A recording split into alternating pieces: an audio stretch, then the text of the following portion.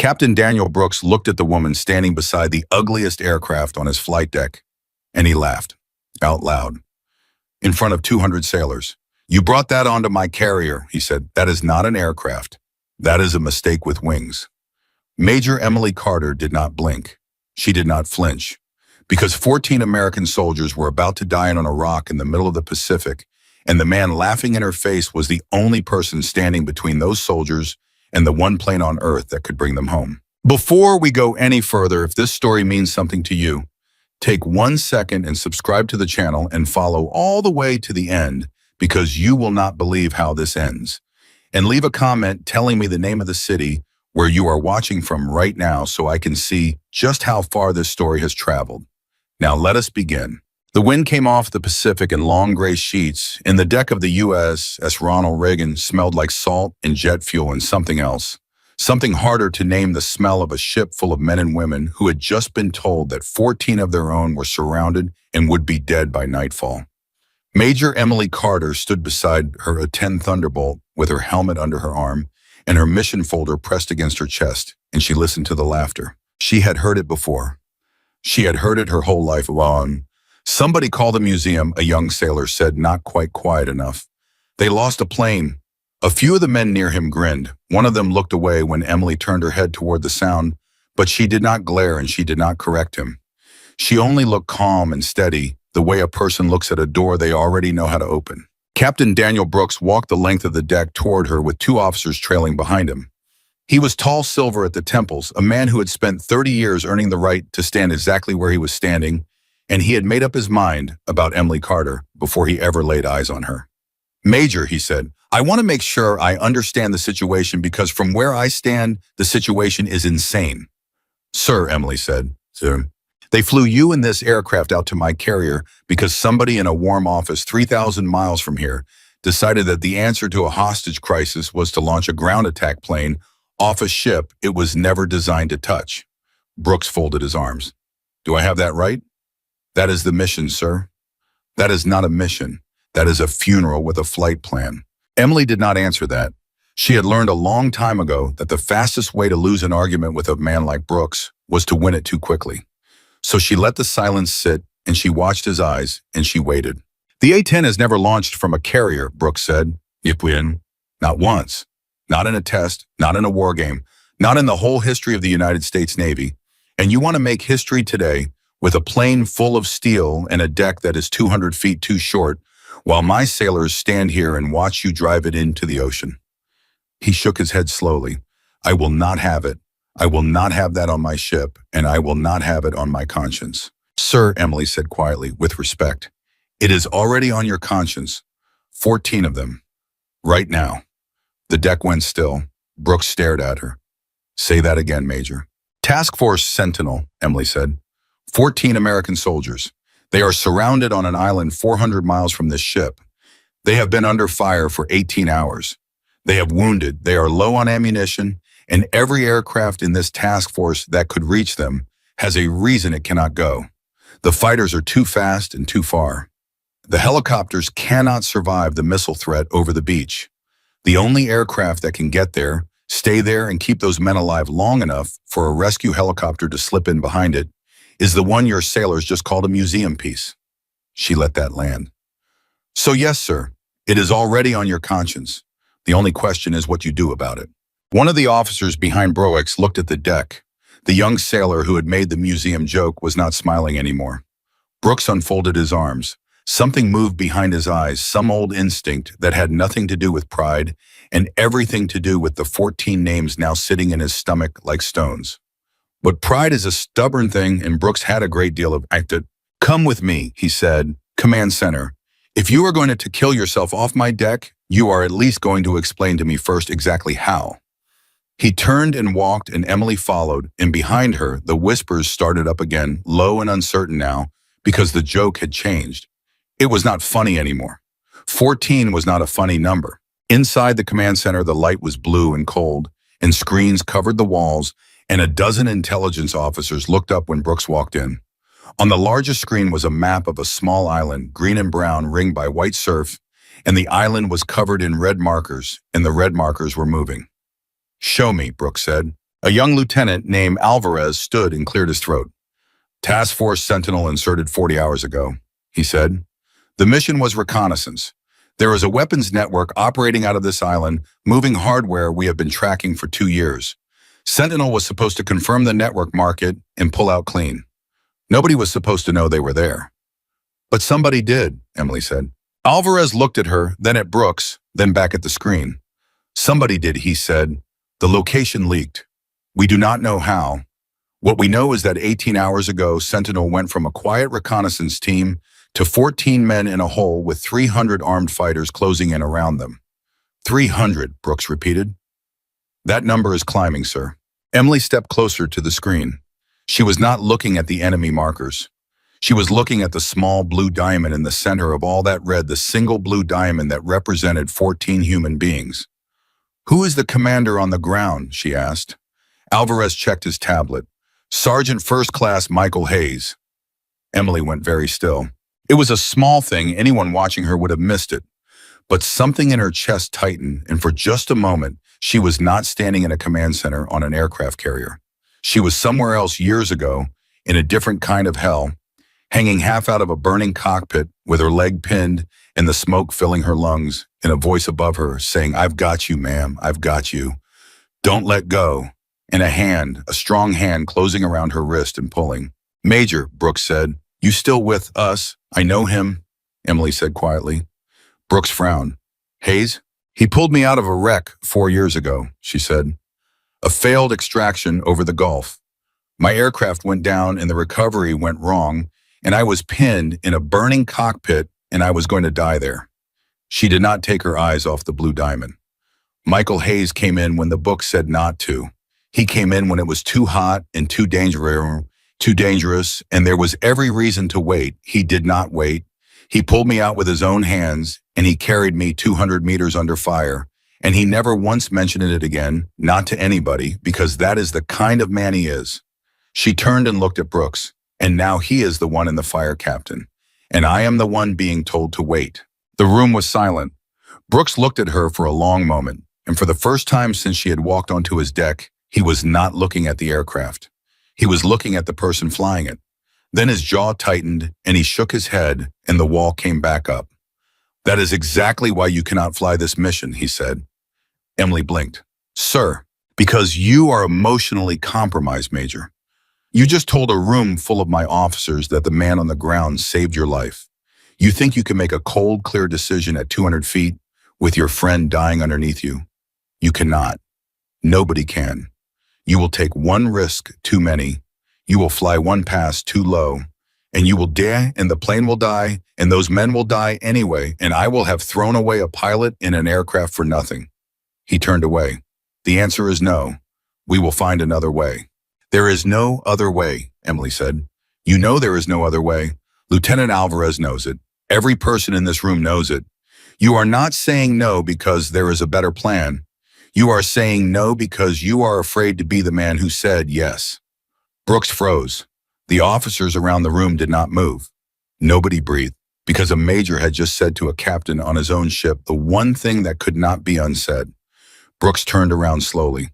You want to be careful, Major. I am done being careful, sir, Emily said. Careful is why those men are still on that island. Somebody was careful. Somebody hedged. Somebody waited for a cleaner option and a safer window and a plan that did not scare them. And while they waited, 300 fighters walked up that beach. I am not going to be the next person who waits. She stepped toward him. You have a plane. You have a pilot. You have a window and it is closing. I am not asking you to be brave for me. I am asking you to let me be brave for them. For a long moment, the two of them stood there, the captain and the major, and the whole war seemed to hang between them. And then a door opened.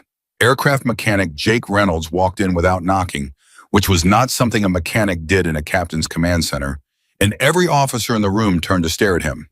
He was young, grease still on his forearms, and he was holding a clipboard, and he was breathing hard like he had run the whole length of the ship. Sir, Reynolds said. Sorry, sir. I know I'm not supposed to be in here. You are not, Brooks said. Get out. I did the math, sir. Brooks stopped. You did the what? The launch math. Reynolds held up the clipboard. On the A-10, I know they say it can't come off a carrier deck. And by the book, they're right, it can't. Not the way it is right now. He swallowed, but I stripped it out in my head, on paper. And sir, if we pull the weight, if we take off everything that isn't the airframe, the engines, the gun, and just enough fuel to reach the island and get back to the nearest airstrip, not the carrier, just the nearest strip of land with a runway, then the numbers change. He looked at Emily. The numbers actually change, ma'am. It's tight. It's the tightest thing I've ever run in my life. But it's not impossible, it's just terrifying. Emily looked at him and something passed between them. Some silent recognition between two people who had both spent their lives being told that the thing in front of them could not be done. How much weight? She asked. Everything, Reynolds said. Ammunition load cut to the minimum you can fight with. External tanks gone. Every pound of gear that isn't bolted to the mission gone. And even then, ma'am, the margin at the end of that deck is going to be measured in feet. Maybe less. What is the number, Reynolds? Brooks said. Reynolds looked at the captain. If she is even 3 seconds slow on the throttle, sir, or if the wind drops off the bow at the wrong moment, she doesn't fly. She falls. Off the front of your ship, into the ocean. And there is nothing anybody can do about it. He set the clipboard down on the table. But if she nails it, sir, if she hits it perfect, then the plane you called a mistake with wings is going to be the only thing in the sky over that island in the next 2 hours.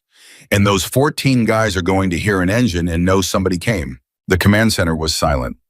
Brooks looked at the clipboard. He looked at the map. He looked at the moving red markers and the single blue diamond that was Michael Hayes and 13 other Americans. And he looked at last at Emily Carter standing there with her helmet under her arm and her mission folder against her chest, waiting the way she had been waiting her whole career for someone to stop looking at the outside of her and start looking at what she could do. Talk to me, Brooks said, and his voice was different now. Not the numbers, the person. Why should I bet 14 lives in my career and my conscience on you? Emily set the mission folder down on the table and opened it. Because I have thought about this, she said. Since midnight, I have not slept. I have run every alternative that exists, and I have thrown each one away because each one gets those men killed slower or faster, but they all get them killed. She turned a page. The A-10 was not built to be beautiful, Captain. It was not built to impress anybody. Nobody has ever walked out to an air show and gasped when they saw it. It is loud, and it is ugly, and it is slow, and every year for 40 years somebody in Washington tries to retire it. She looked up. And every year the men on the ground fight to keep it. You know why? Because it was not built to fly. It was built to stay. It was built to loiter over a battlefield when everything else has to go home. It was built to fly low enough that the men on the ground can see the pilot's face. It was built to take a hit that would kill any other airplane in the world and keep flying with half a wing and one engine on fire. It was built to survive so that they can survive. She closed the folder. It was built to be exactly the thing those men need in the next 2 hours. And I have been flying in it for 11 years, and I am not the best pilot in the Air Force, sir. But I might be the best pilot in the Air Force at this. Brooks stared at her, and then slowly he pulled out a chair, and he sat down at the table and he said the 4 words that changed everything. Show me the plan. For the next 40 minutes they worked. They worked like the ship was not sinking. Which in a way it was. Alvarez pulled up the terrain of the island, the ridge lines, the enemy positions, the narrow strip of beach where the rescue helicopters would have to come in. Reynolds ran his stripped-down weight calculations 3 more times, and each time the number came out the same tight and terrible, and just barely possible. And Emily stood at the center of it, drawing lines on the map, with her finger calm and quiet and certain. And one by one, the officers in that room stopped seeing the woman they had laughed at on the deck and started seeing something else. They started seeing a commander. Here is the problem I keep coming back to, Alvarez said at one point. Even if you get off the deck, even if you reach the island, the enemy has surface-to-air missiles on that beach. That is why the helicopters cannot go. The second a helo comes over that surf line, it is dead. So how do you get the rescue birds in? Emily tapped the beach. I go first, she said. Low, loud, I make myself the loudest, ugliest, most obvious target in the sky. And I fly right down that beach, and every gunner on that island turns to look at me because I am impossible to ignore. And while they are all looking up at me, the helicopters come in behind the ridge in the dead ground, where the missiles cannot track and they land. You are describing yourself as bait, Brooks said. I am describing the mission, sir. And when the gun runs dry, when the fuel runs low, when one of those missiles gets lucky. Emily looked at him. Then I will have bought them the time, she said. That is the job, Captain. That has always been the job. The A-10 does not exist to keep the pilots safe. It exists to keep the men on the ground alive. Everybody who has ever flown one understands that on the first day. I understood it 11 years ago. I understand it now. Brooks was quiet for a long moment. You have a husband, Major, he asked. Kids. A sister, Emily said, in Ohio. She raised me after our parents passed. She is the only family I have. A small, tired smile. She tells everyone she meets that her little sister flies jets.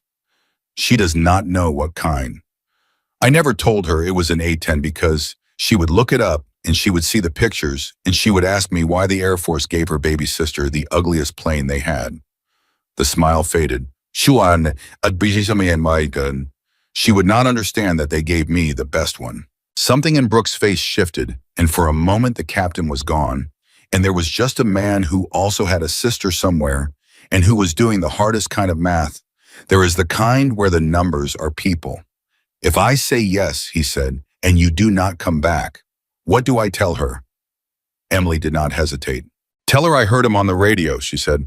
Tell her Michael Hayes said help was coming, and I was the help. Tell her that the last thing her baby sister did was go get 14 men who thought they were going to die alone and bring them home to their own sisters. She held his eyes. She will understand that, sir. She raised me. She will understand exactly that. The command center was completely silent. And Captain Daniel Brooks, 30 years in the Navy, a man who had made up his mind about Emily Carter. Before he ever saw her face, put his hands flat on the table, and he closed his eyes and he made the decision that he would carry for the rest of his life. Reynolds, he said, Serge Busson. How fast can you strip that aircraft? Jake Reynolds stared at him. Sir, are you? How fast, sailor? Reynolds swallowed. 90 minutes, sir, if I get every hand you can give me. 90 minutes and she's as light as she is ever going to get. Brooks stood up. You have 60, he said. Alvarez, get the rescue package spun up and moving. I want those helicopters staged and ready to launch. The second Major Carter is over that beach. And somebody get me a weather window because if the wind drops off my bow, this whole thing is dead before it starts. He turned to Emily. Major. Sir, I owe you an apology. You do not, sir. I do. He looked at her and there was no pride left in his face now. Only a kind of hard, clean respect that men like Brooks give exactly once in a career and only to people who have earned it in front of them. I looked at that airplane and I decided it did not belong on my ship. And the truth is I looked at you and I decided the same thing and I was wrong about both. I have been in this Navy for 30 years and I have learned exactly one thing worth knowing, and I forgot it this morning, so let me say it back to myself out loud. He straightened. You never, ever bet against the person who has already made peace with the cost. Go get my aircraft ready, Major, and go get those men. Out on the deck, the word spread the way it always does on a ship, faster than any order, faster than the wind. She got the yes. The captain said yes, she's flying. The same sailors who had laughed 90 minutes earlier now came running, not to watch but to work. Jake Reynolds stood on the wing of the A-10 with a wrench in his hand and shouted instructions like a man possessed, and a crowd of Navy mechanics who had never touched an Air Force aircraft in their lives swarmed the plane and started pulling weight stripping panels, removing gear, checking fuel loads down to the last pound. A young sailor, the same one who had made the museum joke, worked side by side with Reynolds without a word, and at one point he looked up at Emily as she walked the deck in her flight suit, and he did not smile and he did not joke. He came to attention, and he saluted her. Emily returned it and kept walking and did not let him see what that cost her. She found a quiet corner near the island of the ship out of the wind, and she pulled off her glove and looked at her own hand for a moment, the hand that had gripped a stick for 11 years, and she thought about a burning cockpit and a strong hand closing around her wrist and a voice saying, don't let go. I've got you now. Mike, she said quietly. You hear me? I've got you now. And then she put her glove back on and she went to work because there was still a mountain of things that could go wrong, and she intended to be ready for every one of them. Inside the ready room 1 hour before launch, the mission briefing was tense and quiet, and Emily stood at the front with the map behind her and looked at the faces of the men and women who would make this happen. The rescue helicopter crews were there, 4 of them. The pilots who would fly into the dead ground behind the ridge and land under fire on Emily's word. Their lead pilot was a lieutenant named Grace Okafor, young and sharp-eyed, and she raised her hand. "Major," Okafor said, "I want to understand the timing. Because the way I read this, everything, all of it, our lives, their lives, the whole mission depends on the enemy looking at you instead of us. And you are betting that they will. Why are you so sure they will?" Emily looked at her. "Because I am going to fly straight at them at 200 feet in the loudest airplane ever built," she said, "and I am going to fire a gun that sounds like the sky tearing in half. In the history of war, nobody has ever looked away from an A-10 doing a gun run over their head. Nobody. It is not possible. Every instinct in a human body screams to look at the thing that is trying to kill you." A small, grim smile. The A-10 was built for exactly this. It was built to be impossible to ignore. That is the whole point of the airplane. And today that is going to save your life and theirs. Okafor held her eyes for a moment. "Then I'll be behind that ridge," she said. "On your word. Not a second before, not a second after." "On my word," Emily said. The door opened and Captain Brooks walked in and everyone started to stand and he waved them down. "As you were."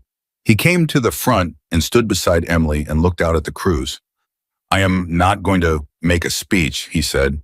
"You have all done more briefings than I could count, and you all know the stakes, and the last thing you need is an old man talking at you. But I am going to tell you one thing." He looked at the map, at the small blue diamond that had not moved, that was still there, still holding on 18 hours and counting.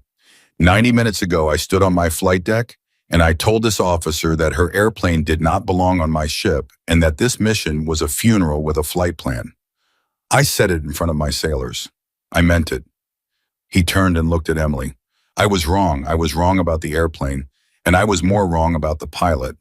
And the reason I am telling you that in front of all of you is because I need every single person in this room to understand that we are not sending Major Carter out to die. We are sending her out to win.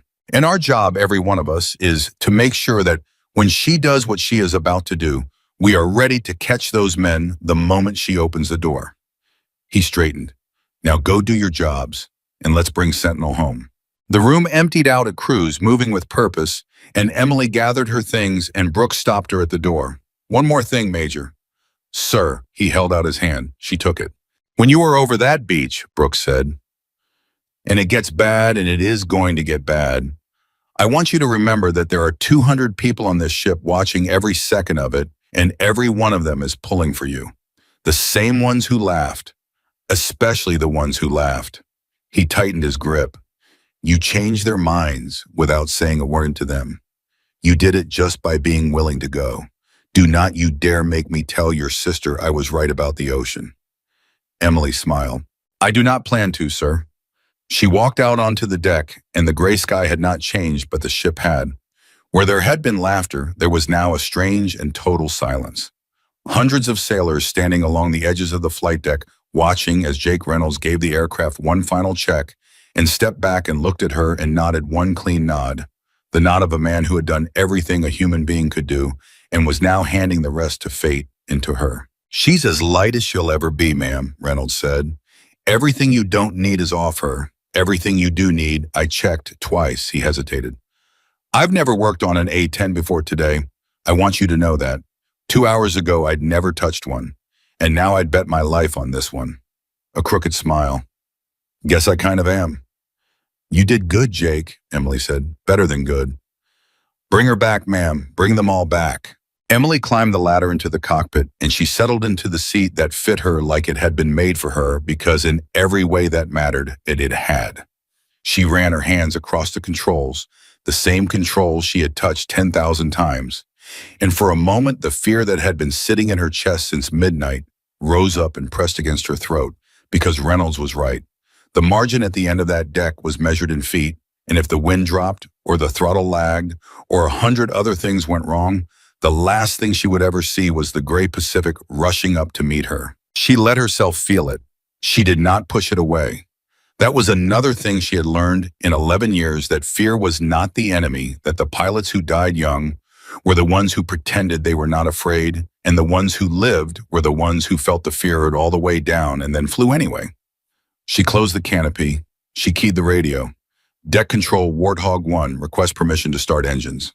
There was a pause, and then a voice, and it was not deck control, it was Captain Daniel Brooks himself up in the tower breaking every protocol to be the one who said it.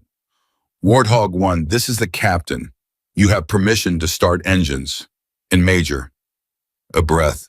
The whole ship's got you. Go. The A-10's engines came alive with a low rising howl, and out on the deck, 200 sailors who had laughed at a museum piece 90 minutes earlier stood in absolute silence and watched the ugliest airplane in the world get ready to do the one thing everyone had said it could never do.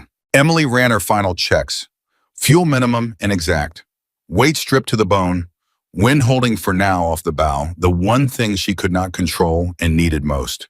She looked down the length of the deck, that impossibly short deck, at the point where the steel ended and the ocean began, and she thought about a hand closing around her wrist and a voice saying, I've got you, and she thought, now it's my turn. Warthog 1 ready for launch, she said. And somewhere 400 miles away on a small island, covered in red markers in a hole in the ground, where 14 Americans had been holding on for 18 hours, waiting for a help that everyone kept telling them was not coming. Sergeant First Class Michael Hayes lifted his head at the sound of static on his radio and pressed a torn and bloody hand to his earpiece, and did not yet know, could not yet know, that the pilot about to launch off a carrier deck into the gray Pacific dawn was the same young woman he had pulled out of a burning cockpit 4 years before.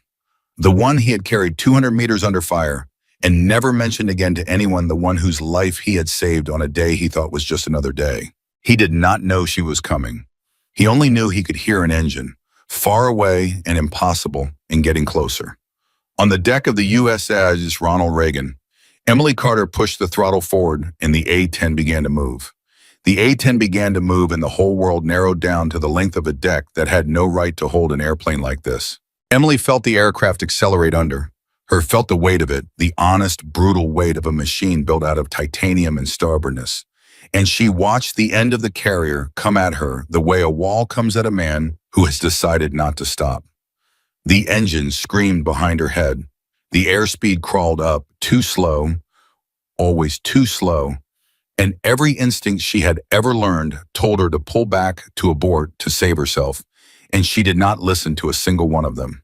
Come on, she said, teeth clenched. Come on, you ugly, beautiful thing. Fly.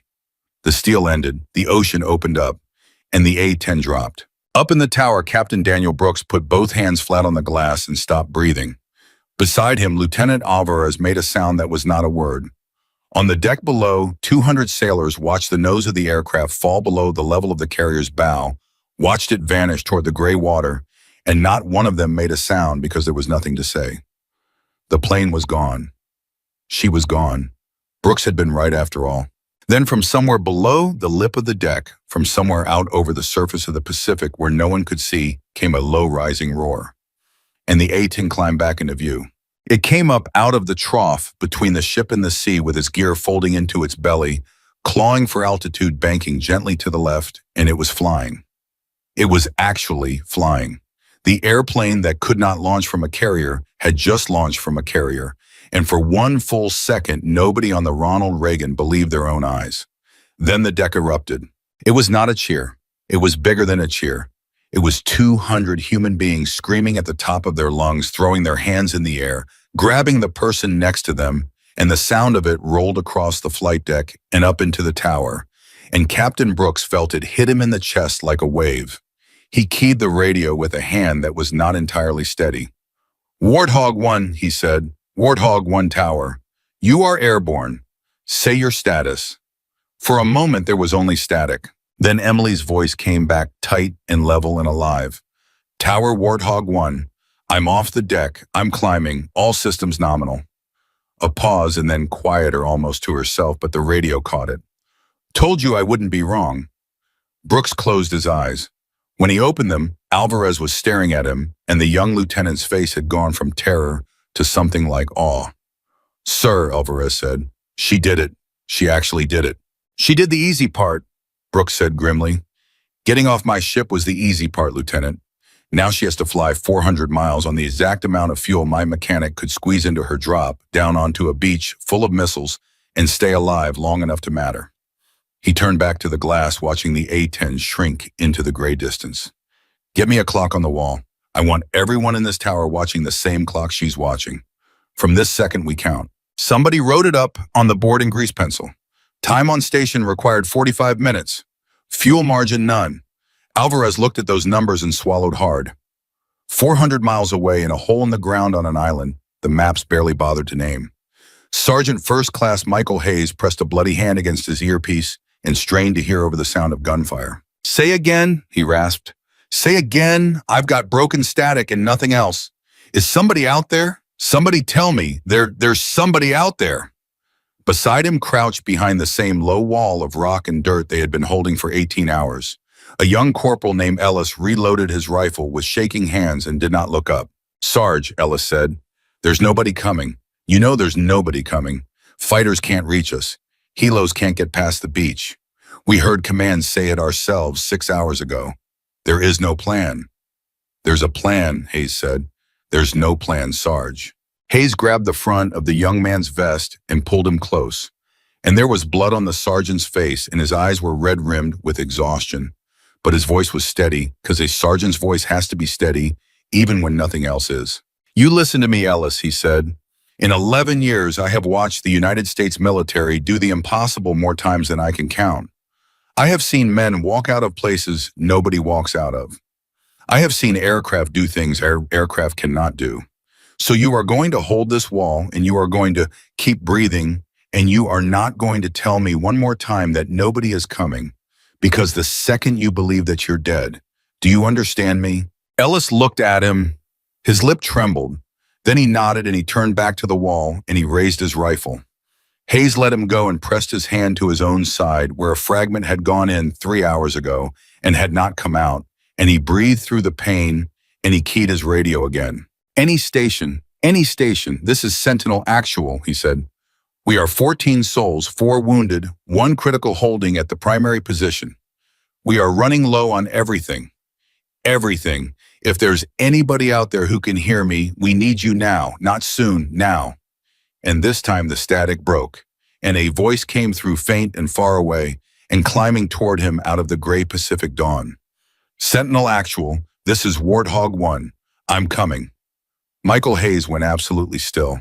Around him in the hole, the other soldiers who had heard it on their own radios lifted their heads one by one, and something moved across their filthy, exhausted faces. Something they had not felt in 18 hours. Sarge, Ellis whispered. Sarge, did you hear that? Did you? I heard it, Hayes said. Who's Warthog? 1. Hayes stared at the radio in his hand. Warthog, he knew that word. Every man who had ever fought on the ground knew that word. Warthog was the A-10. Warthog was the ugly plane, the slow plane, the plane that came in low and stayed when everything else left the plane that had saved more infantrymen than any other aircraft in the history of the United States. Warthog meant close air support. Warthog meant somebody was going to fly right down into the fire with them. It's the cavalry, Ellis, Hayes said, and his cracked voice broke on the words. It's the cavalry. Somebody's coming. Somebody's actually coming. He keyed the radio. Warthog 1 Sentinel. Actual, I read you, he said. I read you loud, and I have never been happier to hear a voice in my whole life. What's your time to station? The voice came back, and it was a woman's voice, calm and warm, and absolutely certain, and something about it tugged at the back of Michael Hayes' mind, some thread he was too tired and too hurt to follow. Sentinel Warthog. 1, my time to station is 22 minutes, Emily said. You hold on for 22 more minutes, Sergeant. Can you do that for me? Hayes looked around the hole. At Ellis, at the wounded, at the ammunition count, which was almost nothing, at the enemy, who were massing again, 300 of them, 400 now, maybe tightening the noose for what everyone knew would be the final push. Warthog 1, he said, I don't know if we've got 22 minutes. There was a pause on the radio. Then I'll get there in 18, Emily said. Hold on, Sentinel. That's an order from an Air Force major, and I know that doesn't mean a thing to an Army sergeant, but you hold on anyway. I did not launch off a carrier this morning to show up late. And 400 miles away in the cockpit of an airplane running on fumes and faith, Emily Carter pushed the throttle up as far as her fuel would allow and she flew. Back on the Ronald Reagan in the ready room, Lieutenant Grace Okafor stood over the map with her 3 helicopter crews and walked them through the plan one final time, and her voice was crisp, but her hands were not quite still because she knew exactly what she was being asked to do. When Major Carter is over that beach, she said, she becomes the loudest thing in the sky. Every gun on that island turns to look at her. That is the moment. That is our window. We come in from the east behind the ridge, in the dead ground where the missiles can't see us, and we put down on the beach on her word and not 1 second before. She looked around at their faces. This whole thing lives or dies on her drawing the fire. If she can't hold their attention, we die in the surf. So when she says go, and we do not hesitate, and we do not think we just fly. Questions. One of the pilots, a young man named Torres, raised his hand slowly. Lieutenant, he said, what happens to her? When she's done drawing the fire and we're on the beach loading wounded, what happens to Major Carter? Okafor was quiet for a moment. She keeps drawing it, she said. She keeps flying that beach until we're loaded and gone. And then she flies it a little longer to cover our exit. And then if there's anything left of her aircraft and anything left in her tanks, she goes home. And if there isn't, Okafor looked at him. Then she bought 14 lives with hers, she said quietly. And that is a trade she already agreed to make back on that deck in front of all of us. So we are going to honor it by doing our jobs perfectly. Every one of us. Do you understand me, Torres? Torres held her eyes. Yes, ma'am, he said. Perfectly. The klaxon sounded. The rescue package was cleared to launch. Okafor pulled on her helmet. Then let's go earn it, she said.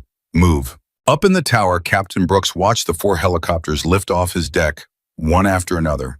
Watched them turn toward the island and drop low over the water and disappear. And then there was nothing to do but wait and watch the clock and count. Time, he said. 14 minutes to her station, sir, Alvarez said. Get me a feed. I want eyes on that island. I want to see it when she gets there. Alvarez worked the console, and after a moment, one of the big screens flickered to life with a grainy overhead image from a drone loitering high above the island, and Brooks leaned in and looked at it, and his stomach dropped. The blue diamond that was Sentinel was almost invisible now, swallowed up in a sea of red. The enemy had closed to within 100 meters on 3 sides. There were muzzle flashes everywhere, tiny points of light stuttering across the screen, and even from that height, Brooks could see that the 14 men in that hole were about to be overrun. They're not going to make it, Alvarez breathed. Sir, look at them. They're not going to last 14 minutes. They're not going to last for long. Brooks stared at the screen. Get me Warthog 1, he said. Sir, she's at the edge of comms range of the signals. Get me Warthog 1, Lieutenant, right now. Alvarez worked frantically, and then he nodded, and Brooks keyed the radio. Warthog 1 tower. Emily, listen to me. The situation on the ground just went bad. It went very bad. Sentinel is about to be overrun. You have minutes, not more. Whatever you've got left in that aircraft, whatever you are holding back, you need to spend it now. There was a long crackle of static. Then Emily's voice, tight now, focused the warmth gone and something harder in its place. Tower Warthog 1, understood. Tell Okafor to push her helos up and stand by close.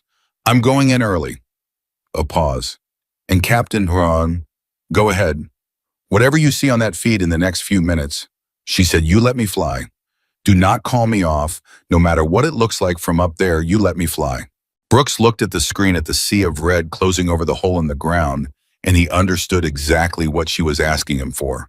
She was asking him for permission to take risks that would look from a drone camera 400 miles away like a woman throwing her life away. Copy Warthog 1, he said, and it cost him. You fly. I've got you. The whole ship's got you. Go. In the hole, Michael Hayes fired his last magazine in short controlled bursts, making every round count. And beside him, Ellis was down to his final rounds too, and the enemy was so close now that Hayes could hear them shouting to each other over the gunfire. Warthog 1. Hayes said into the radio, and his voice was calm the way a man's voice gets calm when he has run all the way out of anything but calm. Warthog 1, we are about to be overrun. I say again, they are inside 100 meters and closing. If you're coming, you need to come right now, and you need to come danger close because there is no other kind of close left. Sentinel Warthog 1. Emily's voice, steady. I'm 60 seconds out.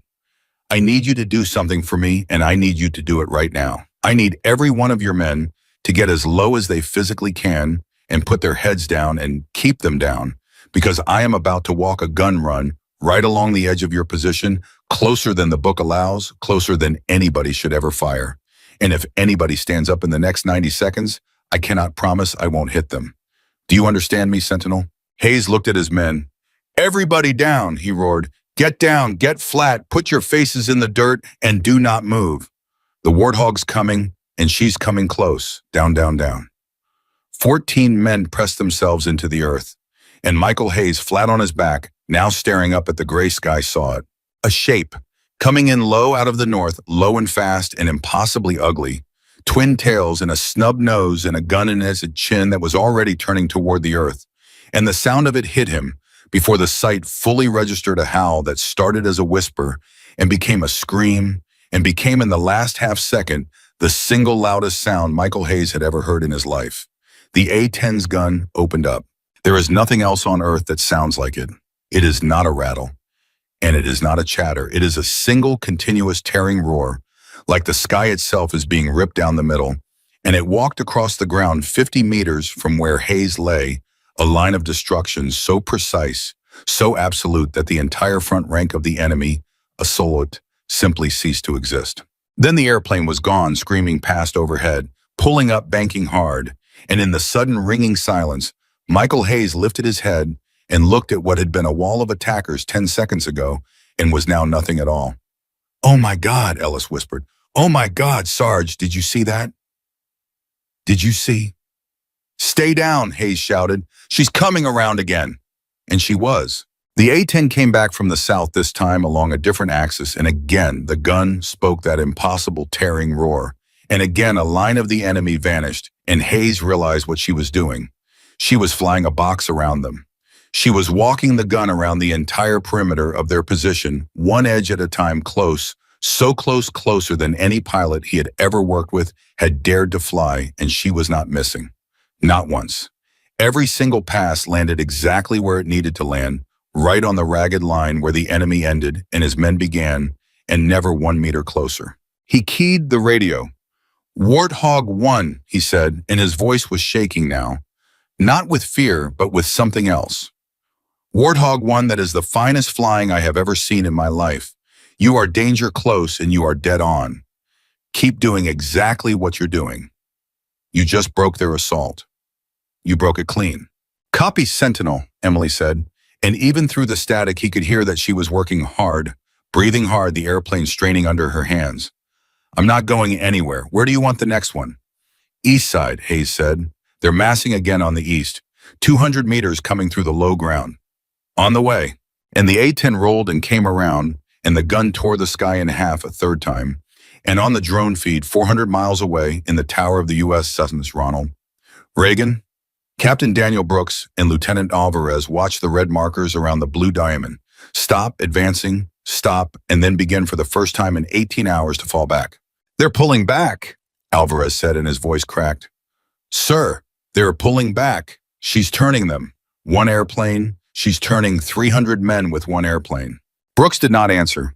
He was watching the little shape of the A-10 dance across the screen, watching it fly passes that made his stomach clench every single time, so low, so close, and he understood now why she had made him promise to let her fly. From up here, it looked insane. From up here, it looked like a woman flinging a fragile machine into a meat grinder over and over again. But it was working. God help him, it was working. "Get Okafor," he said. "Tell her the window's opening. Tell her to stand by. The second Carter has them looking the wrong way those helos go in." Down on the deck of a helicopter skimming the waves toward the island, Grace Okafor heard the order and gripped her controls. "All rescue flights, this is rescue lead," she said. "Stand by. Stand by, we go on the Major's word." The A-10 came around again, and this time Emily flew it straight down the beach, right along the surf line, right past the missile positions that had kept every helicopter in the task force grounded for 18 hours, and she did the one thing no sane pilot would do. She slowed down. She flew slow and loud and low, and made herself the biggest, most obvious, most impossible to ignore target on the whole island. and she keyed her radio and said the words that would decide everything. Okafor Warthog 1, she said, I've got every gun on this beach looking at me right now, every single one. They have completely forgotten your existence. Go. Go now. Come in behind the ridge and put down on the sand, and I will keep them looking at me for as long as I'm breathing. Go, Grace. This is your window. Fly. And Grace Okafor flew. 4 helicopters dropped down into the dead ground behind the ridge, exactly where the missiles could not see them, and they came screaming up the far side and flared out and touched down on the beach in a storm of sand. And the enemy, every gunner, every fighter, every eye on that island was fixed on the ugly, loud, impossible airplane flying slow down the surf line, drawing the fire, taking the hits, keeping them looking the wrong way. We're on the beach, Okafor shouted. Rescue is on the beach. Sentinel, get your people to us. Move, move, move. In the hole, Michael Hayes was already moving. That's our ride, he screamed. Wounded first, Ellis grabbed Peterson. Get him up. Everybody move, move, move. We are getting out of here. They came up out of the hole they had held for 18 hours, 14 men. 4 of them wounded, 1 carried, and they ran for the helicopters across a ground that should have been swept by enemy fire and was not, because every enemy weapon on that island was pointed up at the sky at the A-10 Emily Carter, who flew that beach back and forth, slow and loud and defiant, taking their fire so that 14 men could run. And she was taking their fire. Warthog 1's taking hits, Emily said into the radio, and her voice was still level, but there was strain in it now, real strain. I'm taking hits along the right side, nothing critical yet. Keep loading, Okafor, keep loading, I've got you. Almost there, Okafor shouted. We're loading the last of them now, 10 seconds. Michael Hayes shoved the last of his wounded up into the helicopter and turned back for one final count, and as he did, he looked up and he saw the A-10 flash past overhead, trailing something a thin gray ribbon of smoke from its right engine, and his heart seized in his chest. Warthog 1, he shouted into his radio. Warthog 1, you're smoking. You've got smoke coming off your right side. You need to break off. You need to get out of here. We're loaded. We're getting out. Break off now. Not yet, Sentinel, Emily said, and her voice was tight with something that was not quite pain. Not until your wheel's up and clear. I hold this beach until your birds are gone. That's the deal. That's always been the deal. That's an order, Warthog 1, break off. You're a sergeant, Michael, Emily said. You can't order a major. And Michael Hayes froze one boot on the skid of the helicopter because she had used his name. His first name. Nobody in that whole task force knew his first name. He had never told anyone on this mission his first name. Who is this? He said into the radio, and his voice had gone strange. Warthog 1, who am I talking to? How do you know my name? There was a pause. And then over the tearing roar of her own gun, over the sound of an airplane coming apart around her, over 400 miles of static and smoke and gunfire, Emily Carter's voice came back, and it was warm again, warm and cracking, and it carried something across all that distance that stopped Michael Hayes' heart in his chest. A burning cockpit, she said. The Gulf, 4 years ago. You came in when the book said wait. You pulled me out with your own 2 hands, and you carried me 200 meters under fire, and you never told a single soul because that's the kind of man you are. A breath. You said you had me, Michael. You said don't let go. Well, I didn't let go, and now I'm the one who's got you. Michael Hayes stood on the skid of that helicopter with the wind tearing at him and the sand storming around him, and he could not move. He could not speak. He could not do anything but stare up at the sky, at the ugly wounded airplane flying back and forth across the beach, smoke pouring from its side, now still flying, still fighting, still holding the entire enemy force at bay with nothing but its gun and the sheer impossible defiance of the woman inside it. Carter, he whispered. Emily Carter. Get on the helicopter, Sergeant, Emily said gently. Get on the helicopter and go home. I've got this. I've got the rest of it. Let go and let me carry you for once. Emily, your engine. Go, Michael. And on the deck of the USF, Ronald Reagan and Captain Daniel Brooks watched the drone feed with his hands white-knuckled on the console, watched the 4 helicopters lift off the beach, one after another loaded with 14 men who 2 minutes ago had been about to die, watched them turn and drop low and race for the open water and safety. And then he watched the thing he had been dreading since the moment he saw the smoke. He watched the A-10's right engine die. She lost an engine, Alvarez said, and his voice was barely a whisper. Sir, she's down to one engine. She's 400 miles out over the Pacific on one engine with a wounded airframe and no fuel margin, and the carrier's the only place she can. He stopped. Sir, she can't land on the carrier on one engine. Not the way we launched her. She can't come home. Brooks stared at the screen at the little smoking shape of the airplane he had called a mistake with wings. The airplane he had tried to have pushed off his deck, the airplane that had just done the single most impossible thing he had witnessed in 30 years of naval service and saved 14 American lives doing it. He keyed the radio. Warthog 1, he said, and his voice was not steady anymore, and he did not care. Emily, the helos are clear. Sentinel is clear. You did it. You did all of it. Now talk to me about that engine. There was a long silence. And then Emily's voice came back, and it was quiet, and it was tired, and underneath the tiredness, there was something else. Something Brooks recognized because he had heard it before in the voices of pilots who had already done the hard math and already found the answer and already made their peace with it. Tower, she said, Warthog 1, my right engine is gone, my left is running hot, and I've got fuel for maybe 15 more minutes. I'm not going to make the carrier, Captain. We both know I'm not going to make the carrier. Emily, there's an island, she said, and about 40 miles from my position. Uninhabited, small, but the recon photos showed a strip of flat ground on the north end, an old airstrip maybe. Abandoned. It's not much, but it's dirt, and it's flat, and it's 40 miles away, and 40 miles is exactly the kind of distance a warthog was built to limp. A pause, and when she spoke again, there was the ghost of a smile in it. This airplane was built to survive, sir. Remember I told you that this morning. It was built to bring the pilot home, even when everything else is on fire. So I'm going to trust it one more time. I'm going to point it at that airstrip, and I'm going to bring it down, and you are going to send somebody to come get me, and I am going to be standing on that dirt when they arrive because I did not survive a carrier launch, in a danger-close gun run, in a dead engine just to quit 40 miles from the finish line. Brooks closed his eyes. Copy Warthog 1, he said. Copy all. I'm launching the search and rescue package the second you're on the ground.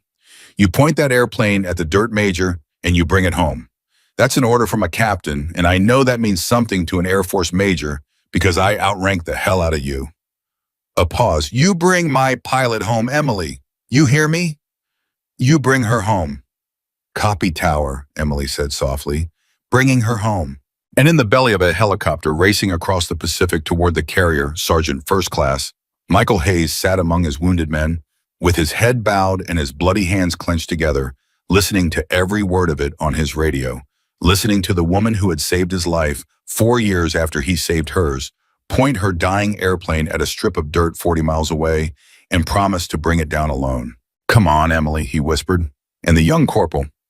Elvis looked at him because he had never heard the sergeant sound like that, small and pleading and afraid. Come on, you come down easy now. You come down easy. Don't you dare do all that just to quit on me now. Bring it home. Bring it home. Bring it home. 40 miles away, alone in the sky over the great Pacific. Emily Carter pointed the nose of a broken airplane at a strip of dirt she could not yet see and began very carefully to descend. The airstrip was not there. Emily had it locked into her navigation 40 miles to the north on the tip of an uninhabited island, an old strip of flat ground the recon photos had promised her, and she was pointing the nose of a dying airplane straight at the spot where it was supposed to be, and it was not there. There was ocean, and there was gray, and there was the low, hot growl of her one remaining engine, and there was nothing else. Come on, she said. Come on, where are you? You were in the photos. Where are you? The A-10 dropped through 1,000 feet, and the altimeter unwound faster than she wanted it to.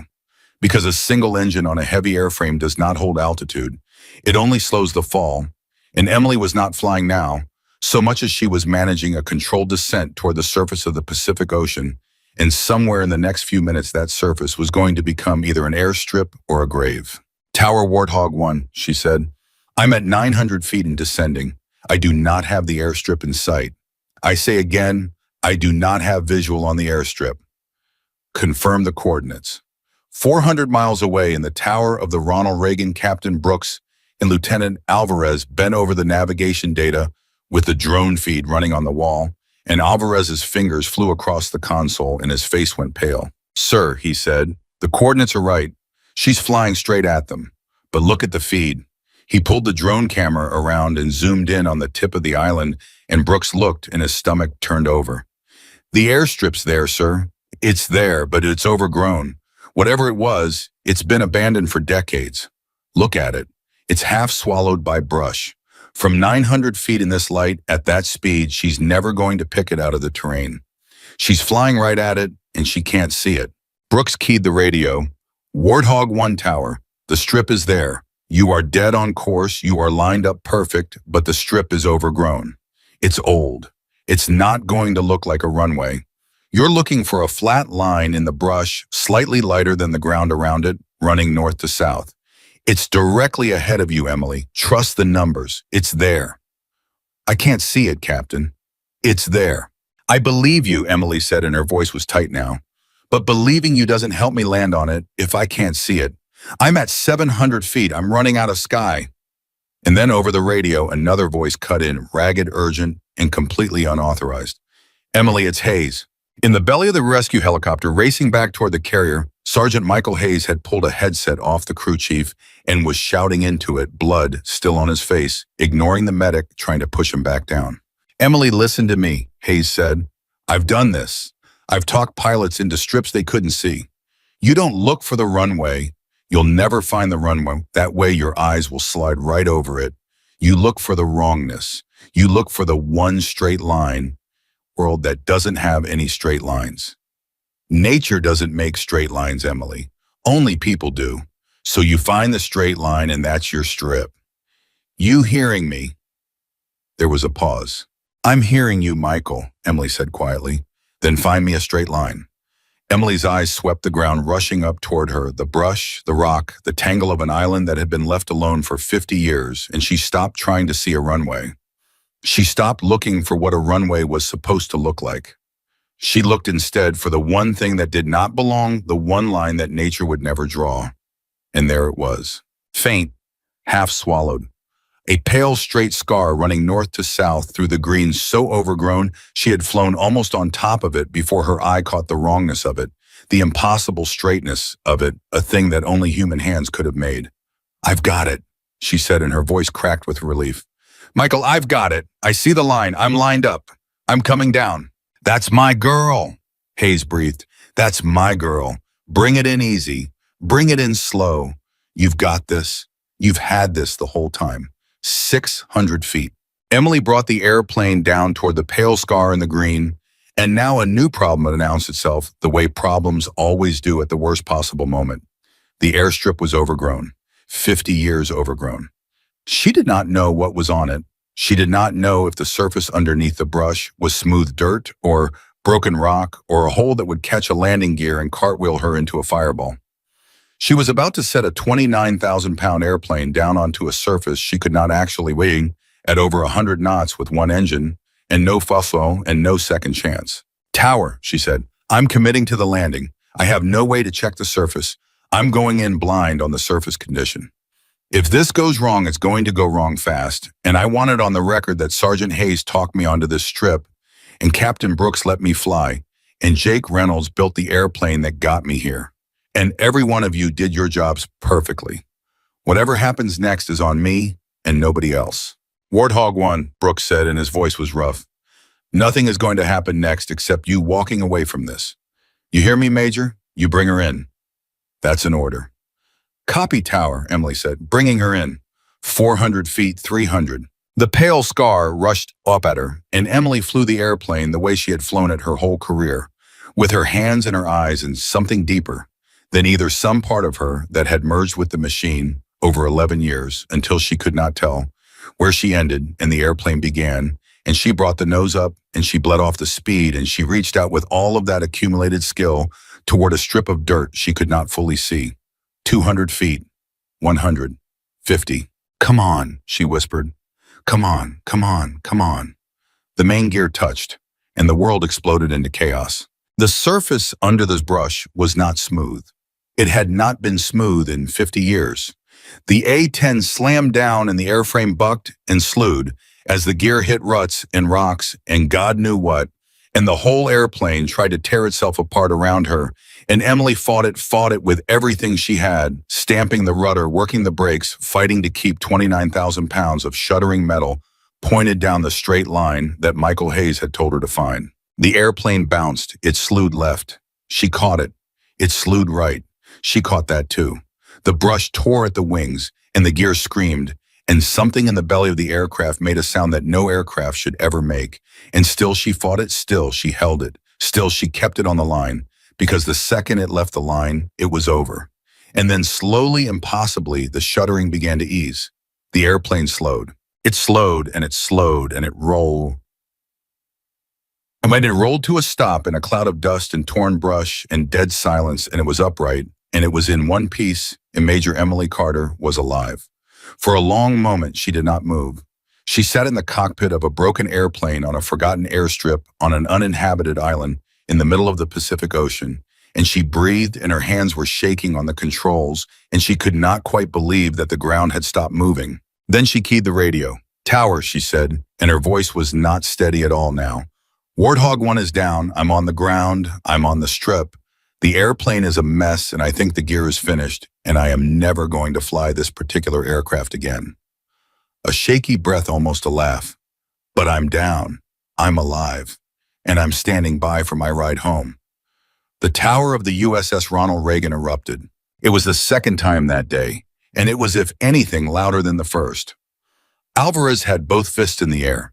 The officers around the command center were shouting, pounding each other on the back, and Captain Daniel Brooks stood in the middle of it with his hand pressed over his mouth and his eyes bright, and he did not trust himself to speak for several seconds. Then he keyed the radio, and he cleared his throat, and he found his voice. "Warthog 1 end," he said, "at tower. Copy that you are down and safe. Copy that you are the finest pilot I have ever had the privilege of watching, and copy that I will be spending the rest of my career telling this story to anyone who will hold still long enough to hear it." A pause. "Search and rescue is spinning up now. We'll have a bird to you inside the hour. You sit tight on that strip, Major, and you let us come get you. You've done enough for one day. You've done enough for 10 lifetimes." "Copy tower," Emily said, and now there was a smile in it, tired and real. "I'll be here. I'm not going anywhere. The view is terrible and the airplane's totaled, and I have never in my life been so happy to be standing still." In the belly of the rescue helicopter, Michael Hayes sat back against the bulkhead and closed his eyes and let out a breath he felt like he had been holding for 4 years. And beside him, the young Corporal Ellis was staring at him. "Sarge," Ellis said, "that pilot, Warthog 1, you knew her. That whole thing at the end, the burning cockpit, the 200 meters. That was real. That happened." Hayes opened his eyes. "4 years ago," he said quietly. "The Gulf. There was an extraction that went bad. A pilot went down, aircraft on fire, pinned in the cockpit, and the book said, wait, said it was too hot, said nobody could go in. And I looked at that burning airplane and I thought about that pilot in there alone, waiting to burn, and I decided the book could go to hell." He looked down at his own hands, at the old scars on them that Ellis had never asked about. "I went in and I pulled her out, carried her clear, and then I got reassigned and she got reassigned and I never saw her again. And I never told anybody, because you don't do a thing like that for a story. You do it because you couldn't live with yourself if you didn't." Ellis stared at him. "And that was her," he said, "just now on the beach. That was the same. That was the same person," Hayes said. 4 years later, flying an airplane off a carrier that airplanes can't fly off of, coming 400 miles to a rock in the middle of nowhere, walking a gun run 50 meters from my head, taking every bullet on that island so you could run to the helicopter." His voice thickened. "I saved her life once, Ellis, on one bad day 4 years ago, and she spent 4 years in a carrier launch and a whole airplane and damn near her own life paying it back. That's not a soldier. That's not even a pilot." He shook his head slowly. "That's just about the finest human being I've ever known, and I only ever spent about 10 minutes with her, and one of them I thought we were both going to die." The helicopter flew on toward the carrier, and Michael Hayes bowed his head, and for the first time in 18 hours, for the first time since the leak in the ambush and the long, terrible wait in the hole, he let himself feel all of it, and his shoulders shook, and Ellis pretended not to see, because that is what you do for a man like that.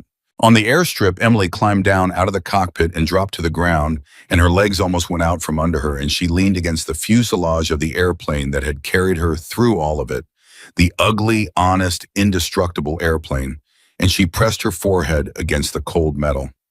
"Thank you," she said to it. "Thank you. You did everything I asked, and then you did more. Thank you."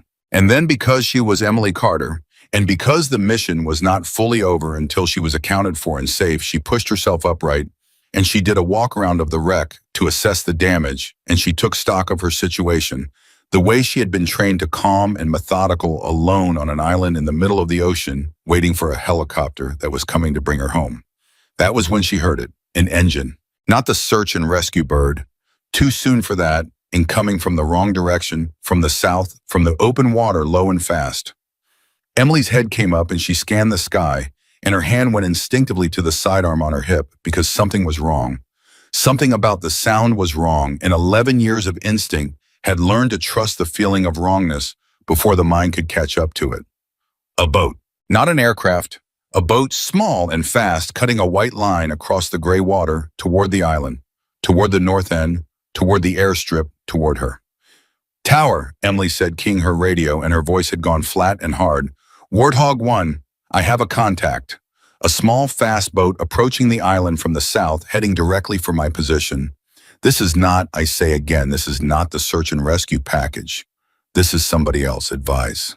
In the tower, Brooks straightened, and the joy drained out of the room in an instant. "Say again, Warthog 1. I have hostiles inbound," Emily said. "Or I'm about to. A boat is coming straight for the airstrip, and there's only one reason a boat comes to an uninhabited island the same hour an American airplane crashes on it. They saw me go down, Captain. Somebody on that island. We hit somebody with a radio, and a fast boat saw the direction I was heading, and they've come to finish the job." A pause. "And my ride is still 40 minutes out." Brooks looked at Alvarez.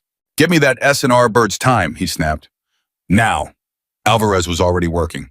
38 minutes to her position, sir, at absolute best speed, and that's if they firewall it the whole way.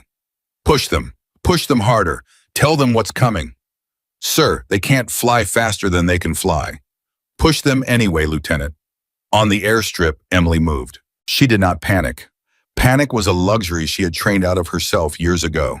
She moved fast and low, back toward the airplane, and she pulled her survival kit from the cockpit, and she checked her sidearm, and she took stock of her ammunition, which was a pistol and a spare magazine, and nothing else, because she was a pilot, not an infantryman, and pilots do not carry what they need to fight off a boatload of armed men. "Warthog 1 Tower." Brooks's voice was tight and controlled. "Talk to me. What are you looking at?" "One boat," Emily said, moving. "Maybe 6 men, maybe 8. Small arms from what I can see. They're 2 minutes from the beach." She ducked behind the landing gear and looked out toward the water. "I've got a pistol and 15 rounds, Captain.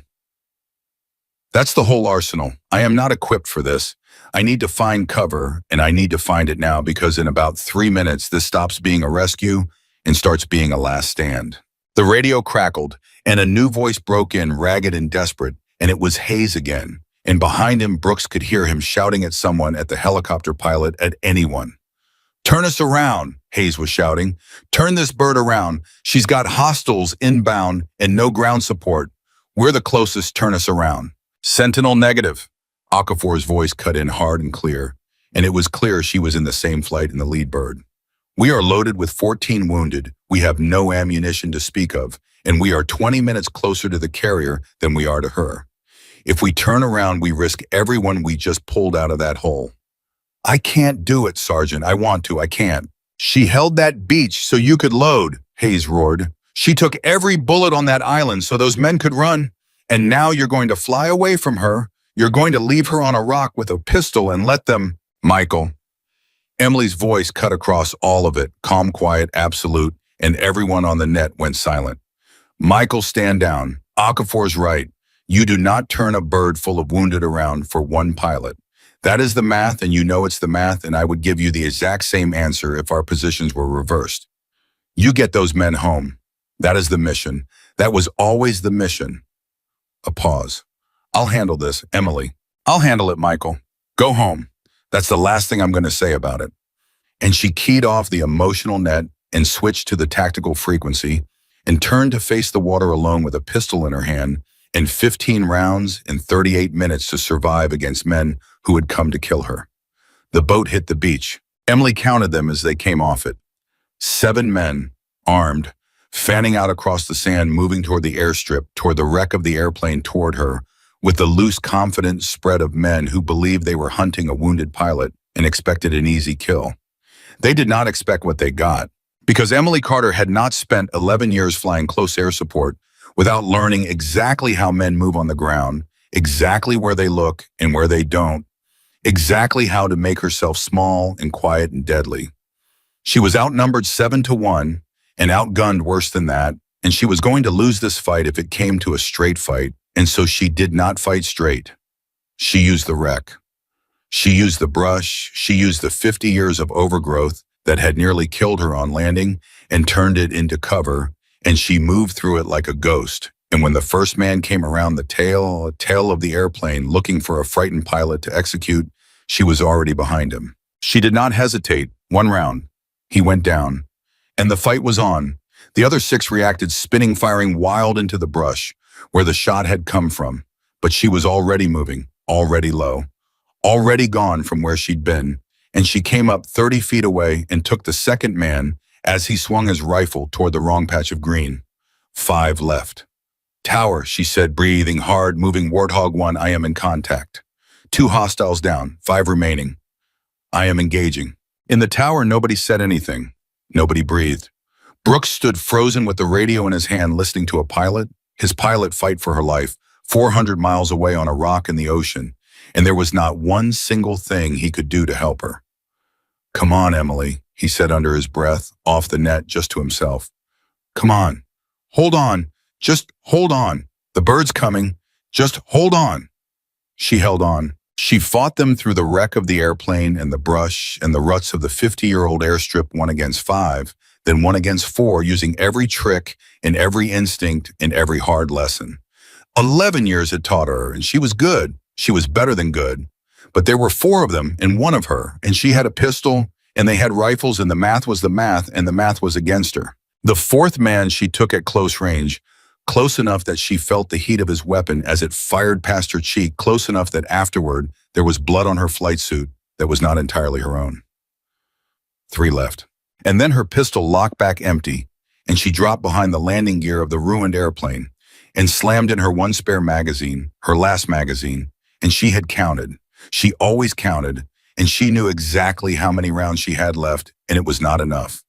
It was not going to be enough. 3 armed men and a handful of rounds in 30 more minutes until the helicopter, and there was no scenario, no trick, no instinct that made those numbers work. She keyed the radio 1 last time. Tower, she said quietly. Warthog 1, I'm down to my last magazine and 3 hostiles.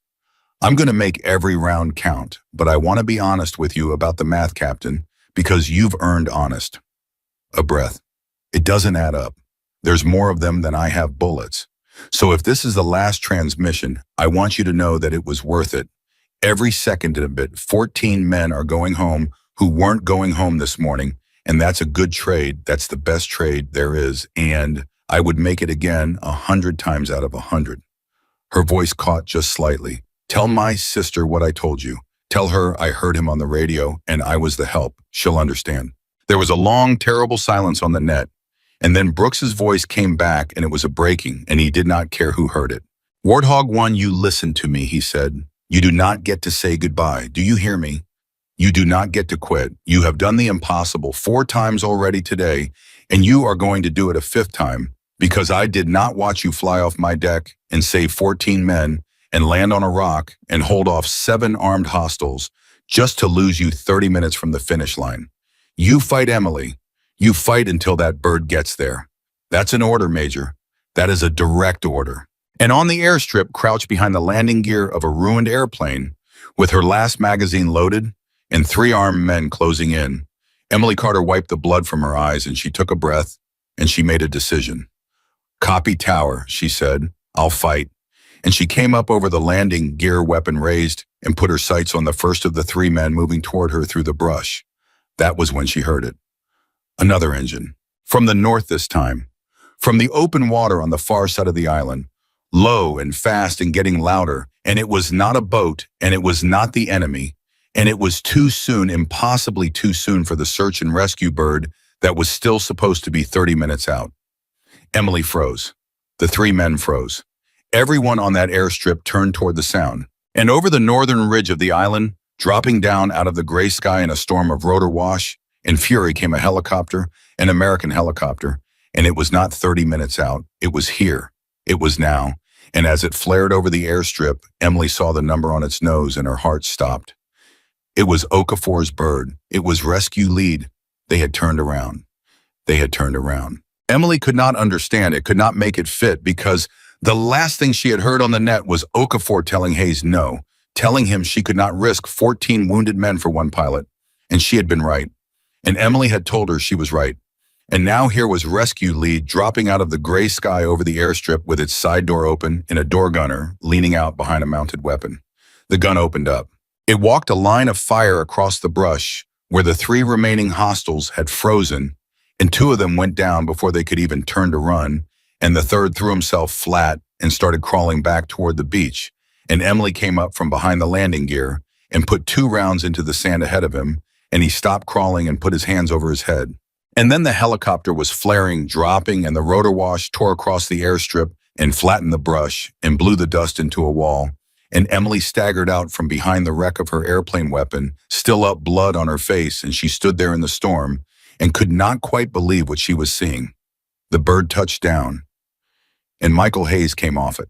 He came off that helicopter with a rifle in his hands that he should not have had the strength to hold wounded bleeding, moving like a man half his weight, and he was not supposed to be here. He was supposed to be on his way to the carrier with the rest of the wounded, and he crossed the airstrip toward her at a dead run, and he did not stop until he had her by the shoulders.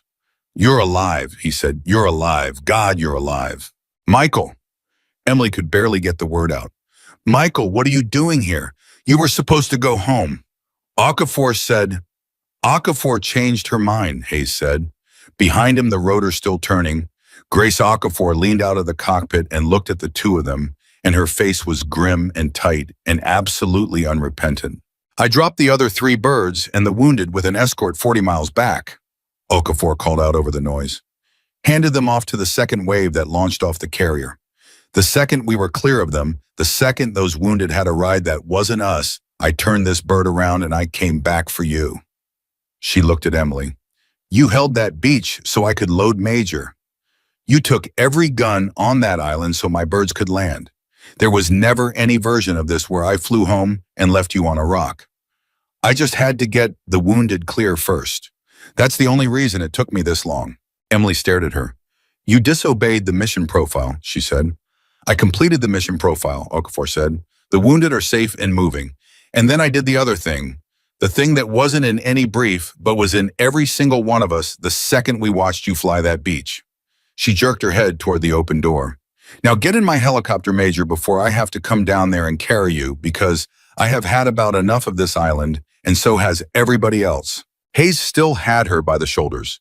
He was looking at her face at the blood at the exhaustion, and his own face was working. And finally, he just pulled her in and wrapped his arms around her, and Emily Carter, who had flown off a carrier and walked a gun run and landed on a rock and fought 7 armed men to a standstill, with a pistol stood in the rotor wash on a forgotten airstrip in the middle of the Pacific, and let herself be held and let herself for just a moment shake. 4 years, Hayes said into her ear, his voice breaking. 4 years I wondered what happened to that pilot I pulled out of the fire. I never knew your name. They shipped me out before you were even out of surgery. 4 years, Emily. And today you came 400 miles to pay it back, and you damn near died doing it." "You'd have done the same," Emily said. "I did do the same. That's the whole point. And you didn't have to. You didn't owe me anything. You never owed me anything. That's not how it works." "Michael." Emily pulled back and looked at him. "Yes, it is. That's exactly how it works. You went in when the book said, wait. You couldn't live with yourself if you didn't. Well, I heard your voice on that radio, and I knew it was you the second Alvarez said your name back on the carrier, and there was no version of this where I flew a safe mission and let you die in that hole. So don't tell me I didn't owe you anything. We both know better." She smiled, cracked and bloody and real. "Now let's get on the lieutenant's helicopter before she carries us both." They loaded onto the bird. Emily paused at the door and looked back one last time at the airplane. The ugly, broken, indestructible airplane sitting crumpled on the airstrip where it had carried her through the impossible and then given everything it had to bring her down alive. "Tower," she said into her radio, one hand on the doorframe. "Warthog 1. Correction. This is no longer Warthog 1. Warthog 1 is on the ground and she's staying on the ground and she earned her rest. This is Major Carter and I am aboard rescue lead and I am coming home." 400 miles away in the tower of the USS Ronald Reagan, the room went absolutely silent for 1 second and then it detonated. Captain Daniel Brooks stood in the middle of it with the radio in his hand and his eyes shut. And when he opened them, there were tears on his face and he did not wipe them away. And no one in that tower would have thought less of him for it. Not that day, not after what they had all just witnessed. "Copy, Major Carter," he said, and his voice was thick. "Copy that you are aboard rescue lead and coming home. Copy all." He had to stop. He had to breathe. "The whole ship's been listening, Emily. The whole ship.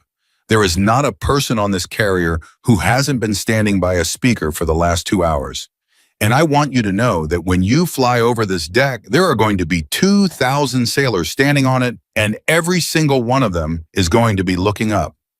Come home, Major. Come home. We're all waiting for you." The helicopter lifted off the airstrip and turned toward the open water. And Emily sat in the door and watched the island fall away behind her, and beside her Michael Hayes finally let the medic push him back and start working on his side and across from her. Grace Okafor flew the bird with steady hands toward the carrier and toward home. For a while, no one spoke. Then Hayes said quietly, not looking at her, "How'd you know it was me on the radio? Before I ever said my name. You called me Michael before I told you anything." Emily was quiet for a moment. "The way you talk on the radio," she said. "Under fire, when everything's falling apart and you've got wounded and no ammunition and 300 men closing in, and your voice is still level, still steady, still taking care of your people first." She looked at him. "There's only one man I ever heard sound like that. 4 years ago, hanging half out of a burning cockpit, dying, and there was this voice above me, came a Sunday morning saying, 'I've got you, ma'am. I've got you, don't let go.' And I thought whoever that is a man who has never once panicked in his life. And then today I heard that exact same voice on the radio saying, 'Hold this wall and keep breathing,' and I knew. Before Alvarez ever said your name, I knew." Hayes looked at her for a long time. "I thought about you," he said, finally. "Over the years, not often, but sometimes, on bad nights. I'd think I wonder if that pilot mate ended. I wonder if she flew again. I wonder if pulling her out was worth what it cost, because it cost me some things that day, things I don't talk about." He shook his head slowly. "And now I know it was worth it. It was worth every bit of it. Because that pilot flew again, and she became the finest damn aviator I ever saw, and when it was my turn in the fire, she came and got me." His voice cracked. "Best decision I ever made in my life was ignoring that book 4 years ago. I just didn't know how good a decision it was until today." Emily reached across and put her hand over his. "We're even now," she said softly. "We're not even," Hayes said. "We're not ever going to be even, but we're something better than even." He squeezed her hand. "We're the two people who each know exactly what the other one is willing to do when it's impossible. There's not many people you can say that about. Maybe none." The helicopter flew on toward the carrier, and the gray Pacific slid by beneath them. And somewhere in the distance over the horizon, 2,000 sailors were beginning to gather on a flight deck. 20 minutes out, Okafor's voice came over the intercom. "Major," she said, "you're going to want to see this. Come up front." Emily unstrapped and made her way forward and leaned into the cockpit, and Okafor pointed. And Emily looked out through the windscreen, and there, still small in the distance, still a gray shape on a grayer sea, was the USS Ronald Reagan, and its flight deck was full. Even from miles out, Emily could see it, the deck lined with people, a solid mass of them. And as the helicopter drew closer, the mass resolved into individuals, into thousands of sailors standing shoulder to shoulder along every edge of that deck. And they were not working, they were not moving, they were standing at attention, and they were all looking up. "They've been out there for an hour," Okafor said quietly. "Brooks called it. He got on the ship's channel and he told the whole crew what you did, all of it, the launch and the beach and the gun run and the landing and the boat. And he told them Major Carter was coming home. And then he just said, if you want to be on the deck when she flies over, be on the deck. And Major, Okafor shook her head. Everybody came. Every single person who could leave their post. 2,000 of them. They've been standing out there in the wind for an hour waiting for you. Emily could not speak.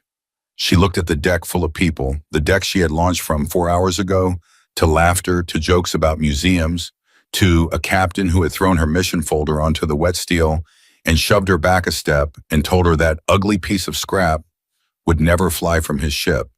And now that same deck was covered end to end with people standing at attention, waiting for her, looking up. They laughed at me, she said, this morning. When I brought the airplane aboard, half of them laughed. I know, Okafor said. And now they're not laughing now, Major, Okafor said. Nobody's laughing now. The helicopter came in over the carrier, and Okafor took it in low and slow right over the deck. And as they passed over that sea of upturned faces, 2,000 sailors as one snapped their hands up into a salute and held it. And Emily Carter looked down through the open door at all of them, at every single person who had doubted her that morning, and every person who never had. And she pressed her hand to the glass, and she could not stop the tears, and she did not try.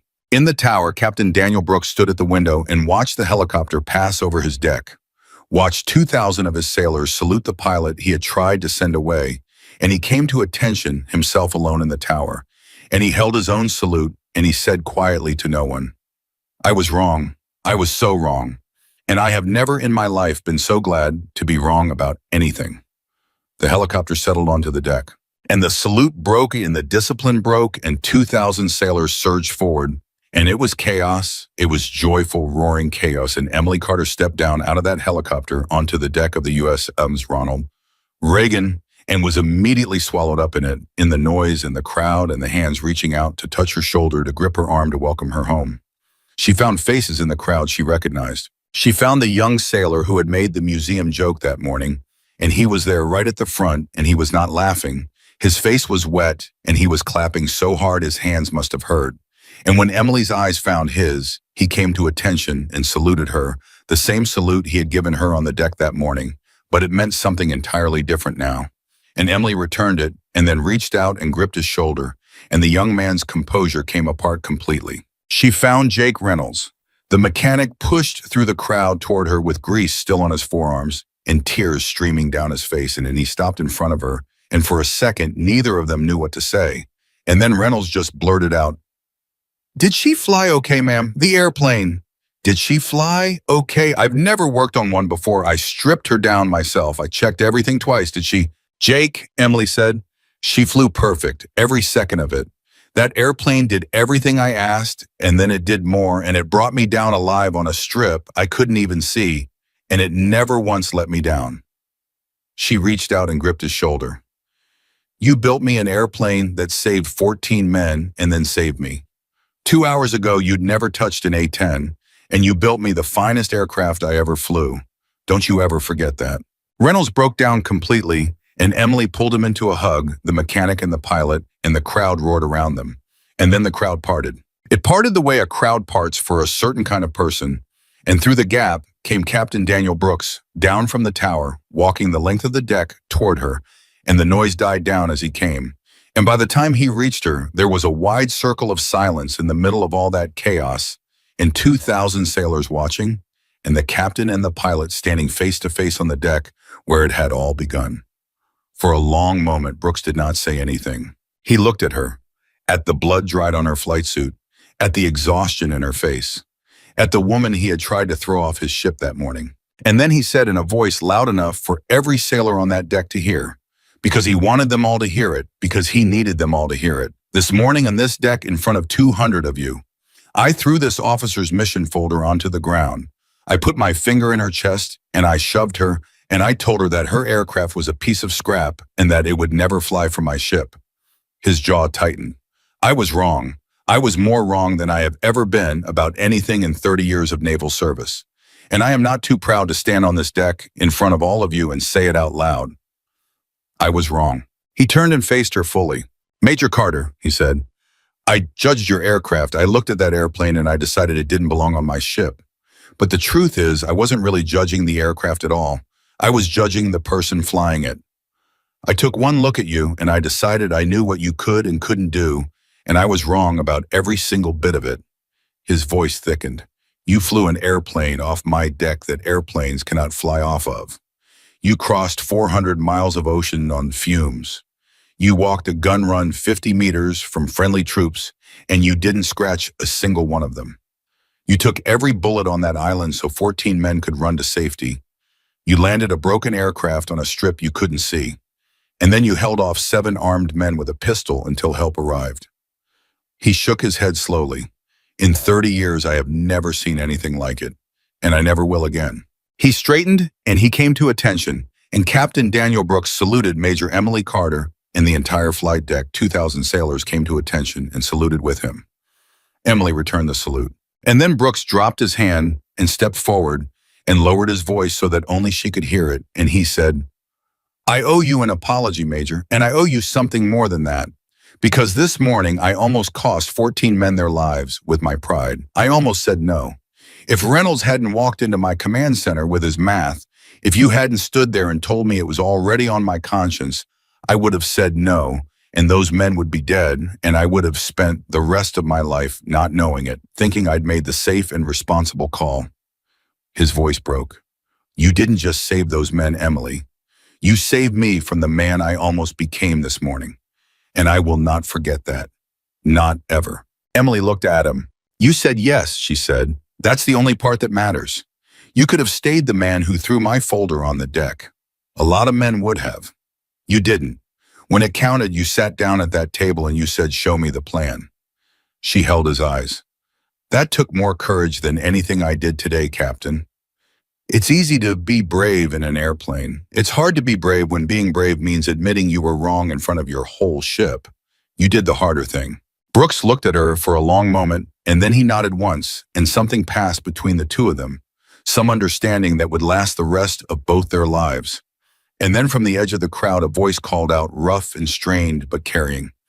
Hey, Major. Emily turned. Michael Hayes was being helped toward the medical bay by 2 corpsmen, one arm over each of their shoulders, and he had stopped them, and he was looking at her across the deck, across the crowd, across 4 years and 400 miles, and everything that had happened between a burning cockpit in the Gulf and a forgotten airstrip in the Pacific. You said we were even, Hayes called out. Back on the island. You said we were even now. He shook his head, and even from across the deck, she could see him smiling that steady, unpanicked Sunday morning smile. I've been thinking about it. And you're wrong, we're not even. Because 4 years ago, I pulled one pilot out of one fire on one bad day. And today you flew off a carrier and crossed an ocean and fought a war to come get me. So the way I figure it, Major. His voice broke and he had to stop, and then he finished it anyway. The way I figure it, I still owe you 13. And the whole deck heard it, and the whole deck understood it. 13, the 13 other men who were alive tonight because of her. And 2,000 sailors roared. And Emily Carter stood in the middle of all of it, in the noise and the wind and the fading gray light, and finally let herself understand that it was over, that they were home, that everyone was home, and that the airplane everyone had laughed at that morning had carried all of them through the impossible and brought them out the other side. The corpsman tried again to move Hayes toward the medical bay, but he waved them off one more time, and he stood there swaying on his feet, refusing to go, because there was something he had not finished saying. Somebody get that pilot a chair before she falls down, he called out. She's been on her feet since midnight. She launched off a carrier, she fought a war, and she's still standing there taking it like it's nothing. Somebody take care of her. And a dozen sailors moved at once. Emily started to protest, started to say she was fine, and then her knees told her the truth. Her pride had been hiding, and she swayed, and a young petty officer caught her under the arm before she could go down and eased her toward a crate. And she sat hard, and the exhaustion of the last 12 hours came up all at once and hit her like a wave. I'm all right, she said. I'm all right. I just need... You need to stop talking, ma'am, with respect, the petty officer said, and there were tears on his face too. You've done enough talking for one day. You've done enough of everything for one day. Just sit, please.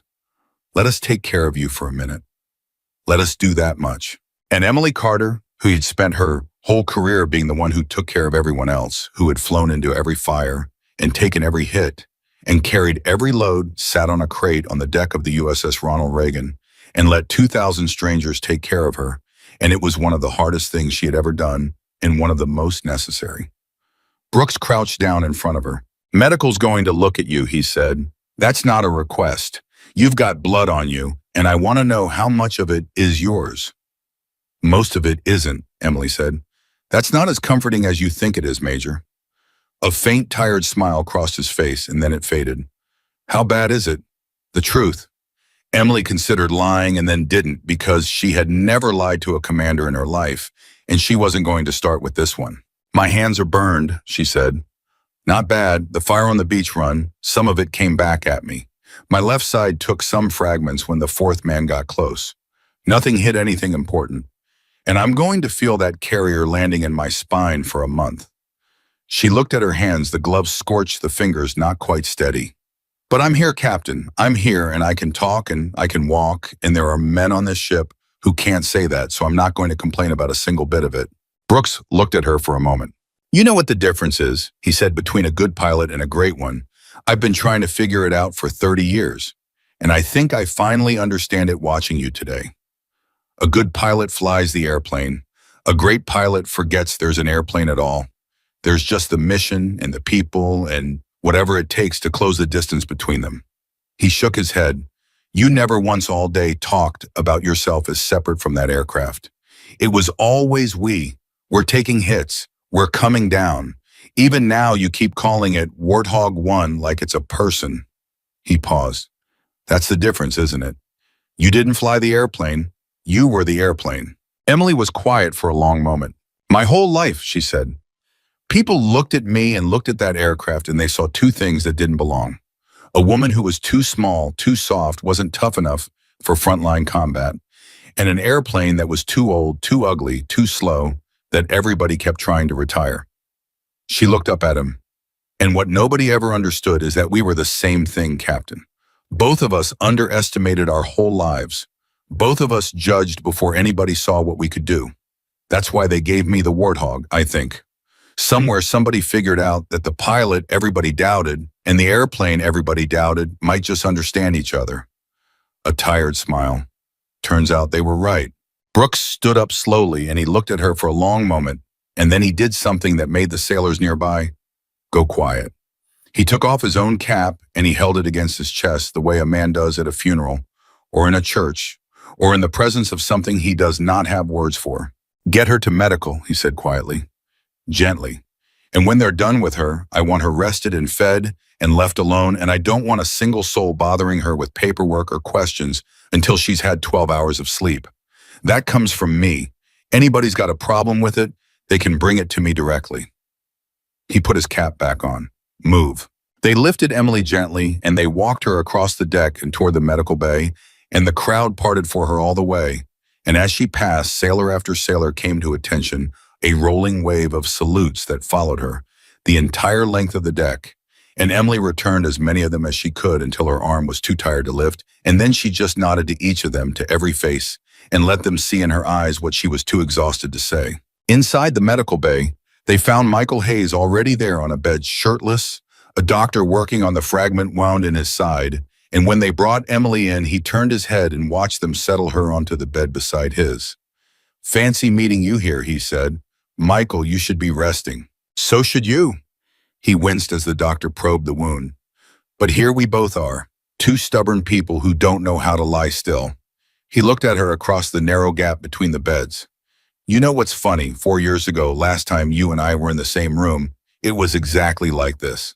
Me on one bed, you on another, both of us shot up, both of us alive when we had no business being alive." He shook his head. "I never got to talk to you that time. They shipped me out before you woke up. I always wondered what I'd say if I ever got the chance." And Emily said, "Now you've got the chance. What do you say?" Hayes was quiet for a moment. "Thank you," he said finally. "That's what I'd say. Thank you for flying again. Because I'll be honest with you, Emily, there were nights over these 4 years when I wondered if I did the right thing going in after you. When the book said, wait, I lost some things that day, took some heat for it, And on the bad nights, I'd think, what if I pulled her out and she never flew again? What if she washed out or gave it up or the burns were too bad? What if I threw all that away and she didn't even fly? His voice thickened. And then today, I heard a voice on the radio coming to save my life flying an airplane off a carrier that airplanes can't come off of. And I got my answer. You flew again. You flew better than anybody. And every single thing I lost that day, it was worth it. All of it. Because it bought the world 4 more years of you flying, and today it bought 14 men their lives. He met her eyes. So thank you for not wasting what I gave you, for becoming exactly the person I hoped you'd become. Emily could not speak for a moment. You know what I thought about, she said finally, on the carrier launch this morning when I was sitting in that cockpit and the deck was too short and the ocean was right there and every instinct I had was screaming at me to abort. She looked at him. I thought about your hand on my wrist 4 years ago in the fire. I couldn't see your face, there was too much smoke, but I felt your hand close around my wrist and I heard you say, don't let go. And this morning, sitting on that deck about to do something impossible, I heard it again. Don't let go, so I didn't. Her voice broke. You've been keeping me in the air for 4 years, Michael, and you didn't even know it. That's what your hand did that day. It didn't just pull me out of a fire. It taught me that when the book says wait and the smoke says quit, sometimes you go anyway. Sometimes you don't let go. I've flown every mission of my life on that lesson, including this one. The doctor working on Hayes had gone very still, and the corpsman tending to Emily's burns had stopped moving, and the whole medical bay had gone quiet because everyone in it understood they were hearing something that did not get said out loud very often. The thing two people say to each other when they have each saved the other's life and are trying to explain what that means. Hayes reached across the gap between the beds. His hand opened and Emily reached back and their fingers closed around each other's wrists, the exact grip from the burning cockpit 4 years before, and neither of them said anything, because there was nothing left to say that the grip did not say better. Don't let go, Hayes said quietly. I never did, Emily said. That was the whole problem. I never once let go. And they held on the two of them on 2 beds in a medical bay on a carrier in the middle of the Pacific, while the doctors worked around them and outside on the deck. 2,000 sailors slowly went back to their duties with something in their chests they would carry for the rest of their lives. Later, hours later, after the doctors had finished, after Emily had finally slept, a hard black dreamless sleep that took her the second her head touched the pillow, she woke to find Grace Okafor sitting in a chair beside her bed. How long was I out? Emily asked. 6 hours, Okafor said. Brooks put a guard on the door. Nobody's been allowed in. I had to pull rank and lie about needing to brief you just to get past him. A faint smile. He's very serious about protecting your sleep. I think you've made a friend for life in that man, which considering he tried to throw you off his ship this morning is quite a turn of events. Emily sat up slowly, testing her body, finding the aches and cataloging them. The wounded. Sentinels wounded. Are they? All alive, Okafor said. All 14. The critical one, Peterson, he was touch and go on the flight back, but they stabilized him, and he's going to make it. All 14 men are alive, Emily. Every single one. That's not a number that was ever supposed to be 14. This morning, the smart money said we'd be pulling bodies off that island if we could reach it at all. 14 alive. Because of you. She paused. I wanted to be the one to tell you that first thing when you woke up. Because I think it's the only thing that's going to make everything else feel worth it. Emily closed her eyes and let out a long breath. 14, she said. 14. And Emily Carter, who had held herself together through a carrier launch and a gun run and a crash landing and a gunfight and a homecoming, finally in a quiet medical bay with only Grace Okafor to see it, let herself cry, really cry.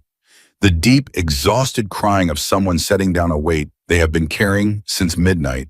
And Okafor did not say anything, did not try to comfort her, just reached out and put a hand on her shoulder and let her set it down.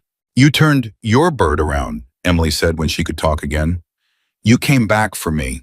You didn't have to do that. The wounded were the mission. The wounded were safe, Okafor said. The second they were safe, you became the mission. That's how it works, Emily. You of all people know that's how it works. The A-10 doesn't leave anybody behind. Neither do the people who fly next to it. She squeezed Emily's shoulder and stood. Get some more rest. Brooks wants to talk to you when you're ready, and there's a whole line of people waiting to shake your hand, and somewhere back home, there's a sister in Ohio who's going to want to hear your voice. A pause. But not yet. Rest first. You've earned about a year of it. Okafor left, and Emily lay back on the bed, and through the small window, she could see the gray Pacific sliding by, calm, now endless. The same ocean that had nearly swallowed her twice today and had, in the end, let her live. 14 men were alive. And in a bed a few feet away, Michael Hayes was sleeping, breathing steady, alive 4 years after he had pulled her from a fire and now she had pulled him from one. And the circle that had started in the smoke over the Gulf had finally, after all this time, closed. She thought about the morning, about the laughter, about the young sailor and his museum joke, about Brooks throwing her folder onto the wet steel and shoving her back a step, about the whole world looking at her and her airplane and deciding before either of them had done a single thing that neither of them belonged. And she thought about the salute, 2,000 hands snapping up as one, the deck full of people looking up. They laughed when she lined up an A-10 on a carrier. And seconds later, silence fell. And in that silence, in the space where the laughter used to be, 14 men had come home, and a captain had learned something about himself, and a whole ship full of sailors had watched the person everyone underestimated do the one thing everyone said was impossible, and had understood all at once and forever exactly how wrong they had been. Emily closed her eyes. Outside, the carrier turned toward home and the engines hummed steady beneath her, and somewhere on the deck above, sailors who had laughed that morning now spoke her name quietly to each other in the tones people use for the things they will tell their grandchildren about. And Major Emily Carter finally slept. The story got out before the carrier ever reached port. It always does. A thing like that cannot be contained on a ship, no matter how many people mean to keep it quiet. And by the time the Ronald Reagan was 3 days from home, the story of the A-10 that launched off a carrier had spread through the entire fleet and then past the fleet into the wider military, into places Emily Carter had never been, and would never go told and retold by people who had not been there, and would swear they knew someone who was. And Emily hated it. "They're getting it wrong," she said to Hayes. They were both out of medical, now both cleared to walk, both moving carefully like people whose bodies were mending, and they had found a quiet corner of the ship where nobody came, and Emily had a tablet in her hands with some early news write-up on it, and her jaw was tight. "Listen to this. Solo heroine defies orders to save trapped soldiers. Defies orders. I didn't defy anything. Brooks approved every part of it. Reynolds built the airplane. Okafor flew the helicopters. You talked me onto the airstrip. 14 people did this, and they're writing it like I did it alone in some kind of movie." She set the tablet down hard. "That's not what happened, Michael. That's not what happened at all." Hayes looked at her for a moment. "No," he said, "it's not, but it's what people need it to be. That doesn't make it true. It doesn't have to be true to be useful, Emily." He eased himself down onto a crate, favoring his side. "You want to know what I learned in 18 years in the Army? People don't remember missions. They remember stories, and the stories are always wrong. They're always cleaner and simpler than the truth, one hero instead of 14, one impossible moment instead of 1,000 small ones. And you can spend your whole life being angry that the story's wrong, or you can figure out what the story's for." "What's it for then?" Emily said. "Someone? Tell me, because right now it just feels like a lie with my name on it." Hayes was quiet for a moment. "Somewhere out there," he said. "Right now, there's a girl. Maybe she's 12, maybe she's 15, and she wants to fly, or she wants to serve, or she just wants to do something big and hard, and everybody in her life is telling her she can't. She's too small, she's not the type. Girls don't do that." He looked at Emily. "And that girl's going to hear this story, the wrong version, the too clean version, the one that drives you crazy. And it's going to be the first time in her whole life that somebody told her yes instead of no. And she's going to carry that. She's going to carry it for years. And someday she's going to do something impossible. And it's going to start with a story she heard about a pilot who launched an ugly airplane off a carrier when everybody said she couldn't." He shrugged. "So yeah, it's wrong. It's the wrong story. But it's the right lie, Emily. Some lies are more true than the truth. Let that girl have it." Emily didn't say anything for a long time. "When did you get wise?" she said finally. Around the time I got shot the fourth time, Hayes said, wisdom's just scar tissue that learned to talk. And Emily laughed, really laughed, the first time she had laughed since before midnight on the day of the mission, and it felt strange in her chest and good. And Hayes watched her laugh, and something in his own face eased because he had been worried about her. In a way, he did not have words for worried that the thing she had done had cost her something on the inside that would not heal as fast as the burns on her hands. The ship reached home on a bright, clear morning, the kind of morning the Pacific gives you exactly when you have stopped expecting it. And there were people on the pier, more people than there should have been, and Emily saw the cameras and her stomach dropped. "I can't do this," she said. "Michael, I can't. I can't stand up in front of cameras and let them make me into something I'm not." "You don't have to," Hayes said. "You just have to walk off the ship. That's all. One foot in front of the other. And when they ask you questions, you tell them the truth. You tell them about Reynolds and Okafor and Brooks and the 14.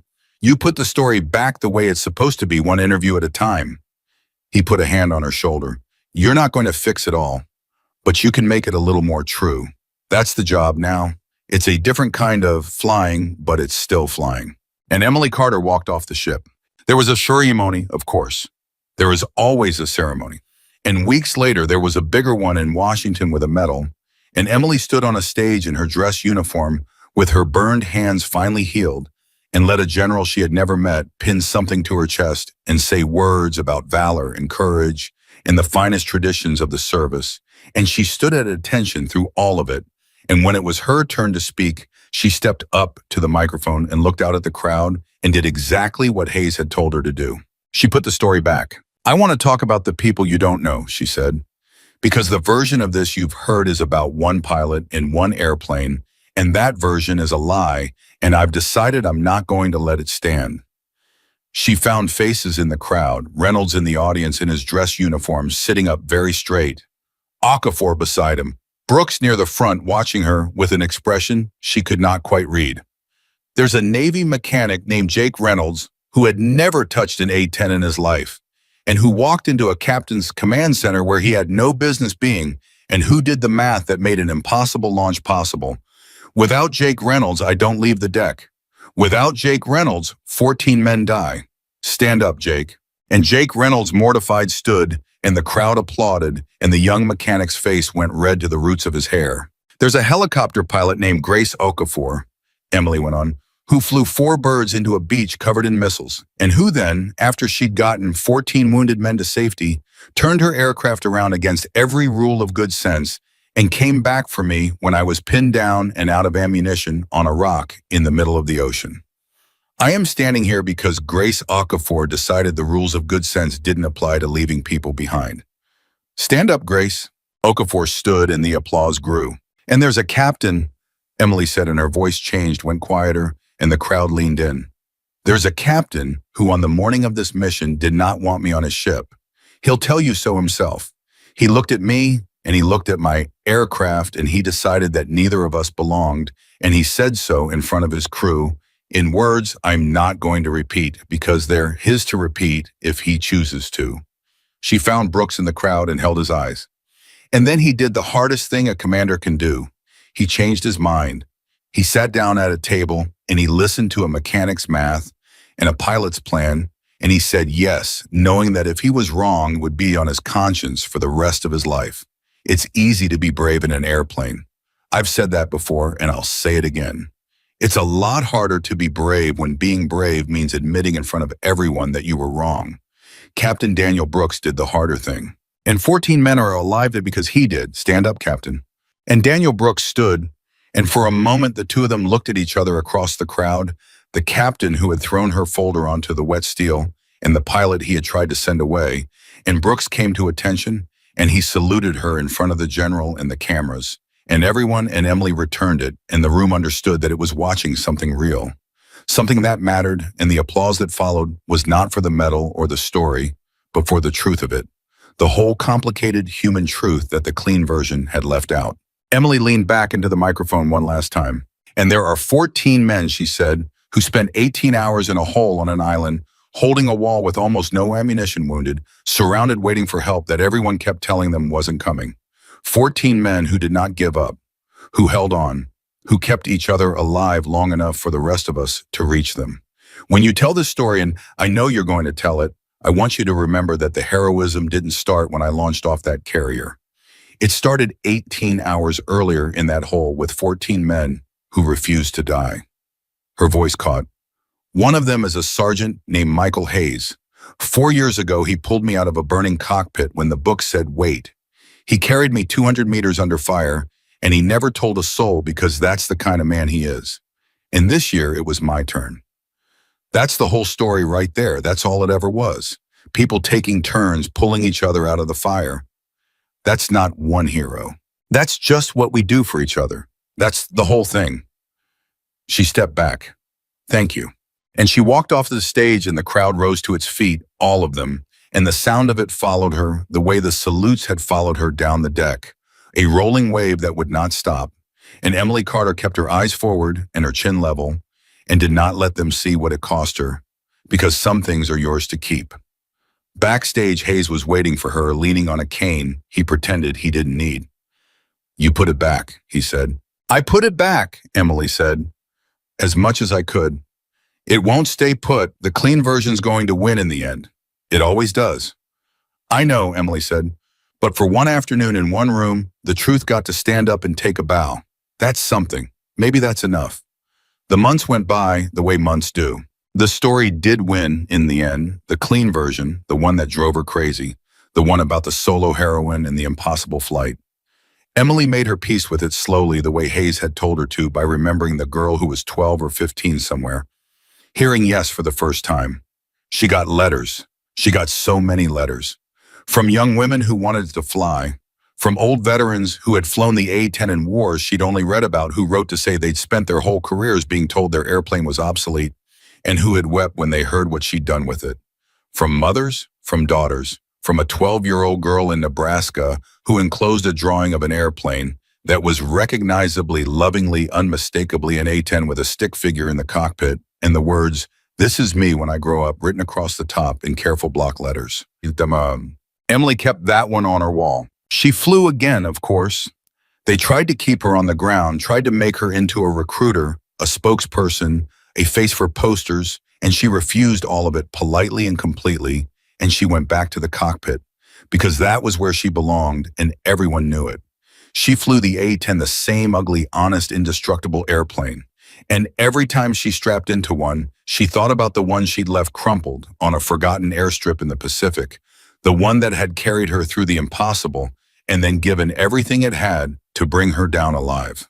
They recovered that airplane eventually, too damaged ever to fly again, and instead of scrapping it, someone with sense had it cleaned up and set on a pedestal outside a training facility where young pilots walked past it every single day, and there was a small plaque. And the plaque did not tell the whole story, because plaques never do, but it told enough. It said the airplane had done something everyone believed was impossible. It said the airplane had brought 14 people home, and it did not say the pilot's name at Emily's specific and immovable insistence, because she wanted the young pilots walking past to understand that the airplane was the point, that any of them could be the one in the cockpit that the impossible belonged to, whoever was willing to fly toward it. Brooks retired the next year. He came to see her before he did, tracked her down at her base, an old captain in civilian clothes, looking strange out of uniform, and they sat together for a long time and did not say very much, because the important things had already been said on the deck. I think about that morning a lot, Brooks said finally. The morning I almost said no. I've had a good career, Emily, 31 years, and I've made a lot of decisions, and most of them were right, and some of them were wrong, and I can live with all of them except one. He looked at his hands. The one I almost made. The no I almost said. I lie awake sometimes and I run it the other way. I imagine I stayed the man who threw your folder on the deck. I imagine I said no, and you flew home, and 14 men died on that island, and I never knew, and I retired thinking I was a good and careful officer. He shook his head slowly. That man is still in me, Emily. The one who almost said no. He didn't die that morning. He's still in there. And the only reason he didn't win is because a mechanic walked into my command center with some math, and a pilot stood in front of me and told me it was already on my conscience. He looked at her. You didn't just save those men from the enemy. You saved me from myself, and a man doesn't get to say that about many people in one lifetime. Usually not any. Emily was quiet for a moment. You want to know a secret, Captain, she said. That morning when I stood in your command center and told you it was already on your conscience, I wasn't sure it was going to work. I thought there was a good chance you'd have me thrown off the ship. And I said it anyway because I didn't have anything else left to try, and because those 14 men didn't have time for me to be careful. She met his eyes. So we both almost failed that morning. You almost said no, and I almost couldn't find the words to make you say yes. We were both one bad second away from letting 14 men die. And the only reason we didn't is that neither of us gave up in that second. That's all courage ever is in the end. It's just not giving up in the 1 second that counts. Brooks looked at her for a long moment, and then he nodded, and he stood, and he put out his hand, and Emily took it, and they shook the captain and the pilot for the last time. It was the honor of my career, Brooks said, being wrong about you. And then he left, and Emily watched him go, and she never saw him again, but she thought about him often, the man who had done the hardest thing a person can do, which is to change his mind when it counted. Hayes healed slower than she did. The fragment wound had done more damage than they'd thought at first, and he spent the better part of a year getting back to himself. And Emily visited him whenever she could, and they talked, and they did not talk, and slowly a friendship grew between them that had nothing to do with fire or rescue or debts. That was just two people who understood each other, which is the rarest thing there is. You ever wonder, Hayes asked her once near the end of his recovery, what it all added up to? All of it. The launch, the beach, the crash, the fight on that rock. What it was for. 14 men, Emily said. That's what it was for. That's what it did, Hayes said. I'm asking what it was for. There's a difference. Emily thought about it for a long time. I think, she said slowly, it was for everybody who ever got looked at and dismissed. Everybody who ever walked into a room and watched people decide before they'd done a single thing that they didn't belong. Every kid who got told no when they should have been told yes. Every airplane somebody tried to send to the scrapyard. Every person who was underestimated their whole life and never got the one day where they got to prove everybody wrong. She looked at him. I got that day, Michael. Most people never do. Most people spend their whole lives being underestimated, and they never get the one morning where the laughter stops. I got mine. And I think if it was for anything, it was for all the people who won't. It was so they'd have the story, so they'd know it was possible. So the next time somebody laughs at them, they can think about an ugly airplane coming off a carrier deck, and they can think maybe. Maybe me too. Maybe I'm the one everybody's about to be wrong about. Hayes nodded slowly. That's a good answer, he said. It's the only answer I've got, Emily said. Years passed. Emily Carter flew for another decade, and then she taught because the flying has to end eventually for everyone.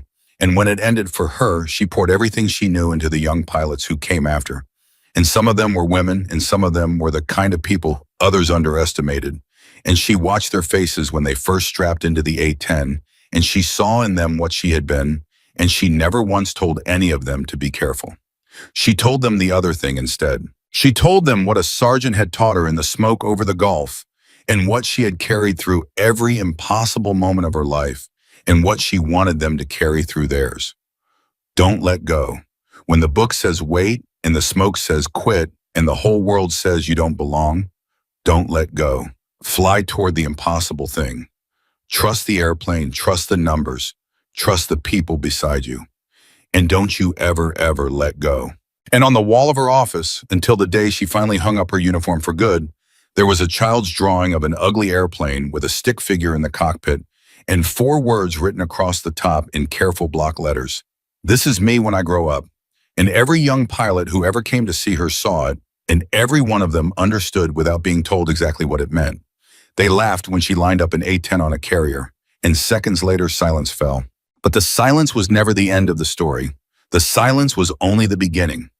Because in the space where the laughter used to be, 14 men came home, and a proud man learned to say he was wrong, and a mechanic discovered what his hands could build, and a helicopter pilot learned there are rules you break to keep faith with the people beside you, and somewhere a 12-year-old girl in Nebraska drew an airplane and wrote her whole future across the top of it in block letters. That is what the silence was for. Not for revenge, not for vindication, not even for pride. The silence was so that everyone who had ever been underestimated could hear at last the sound of the world being wrong about them. And Major Emily Carter, the pilot, nobody believed flying the airplane, nobody wanted on the morning. Everybody laughed proved the truest thing there is to prove. A person's worth is never measured by what others expect of them. It is measured always and only by what they do when everything is impossible. She did the impossible, and she brought them all home.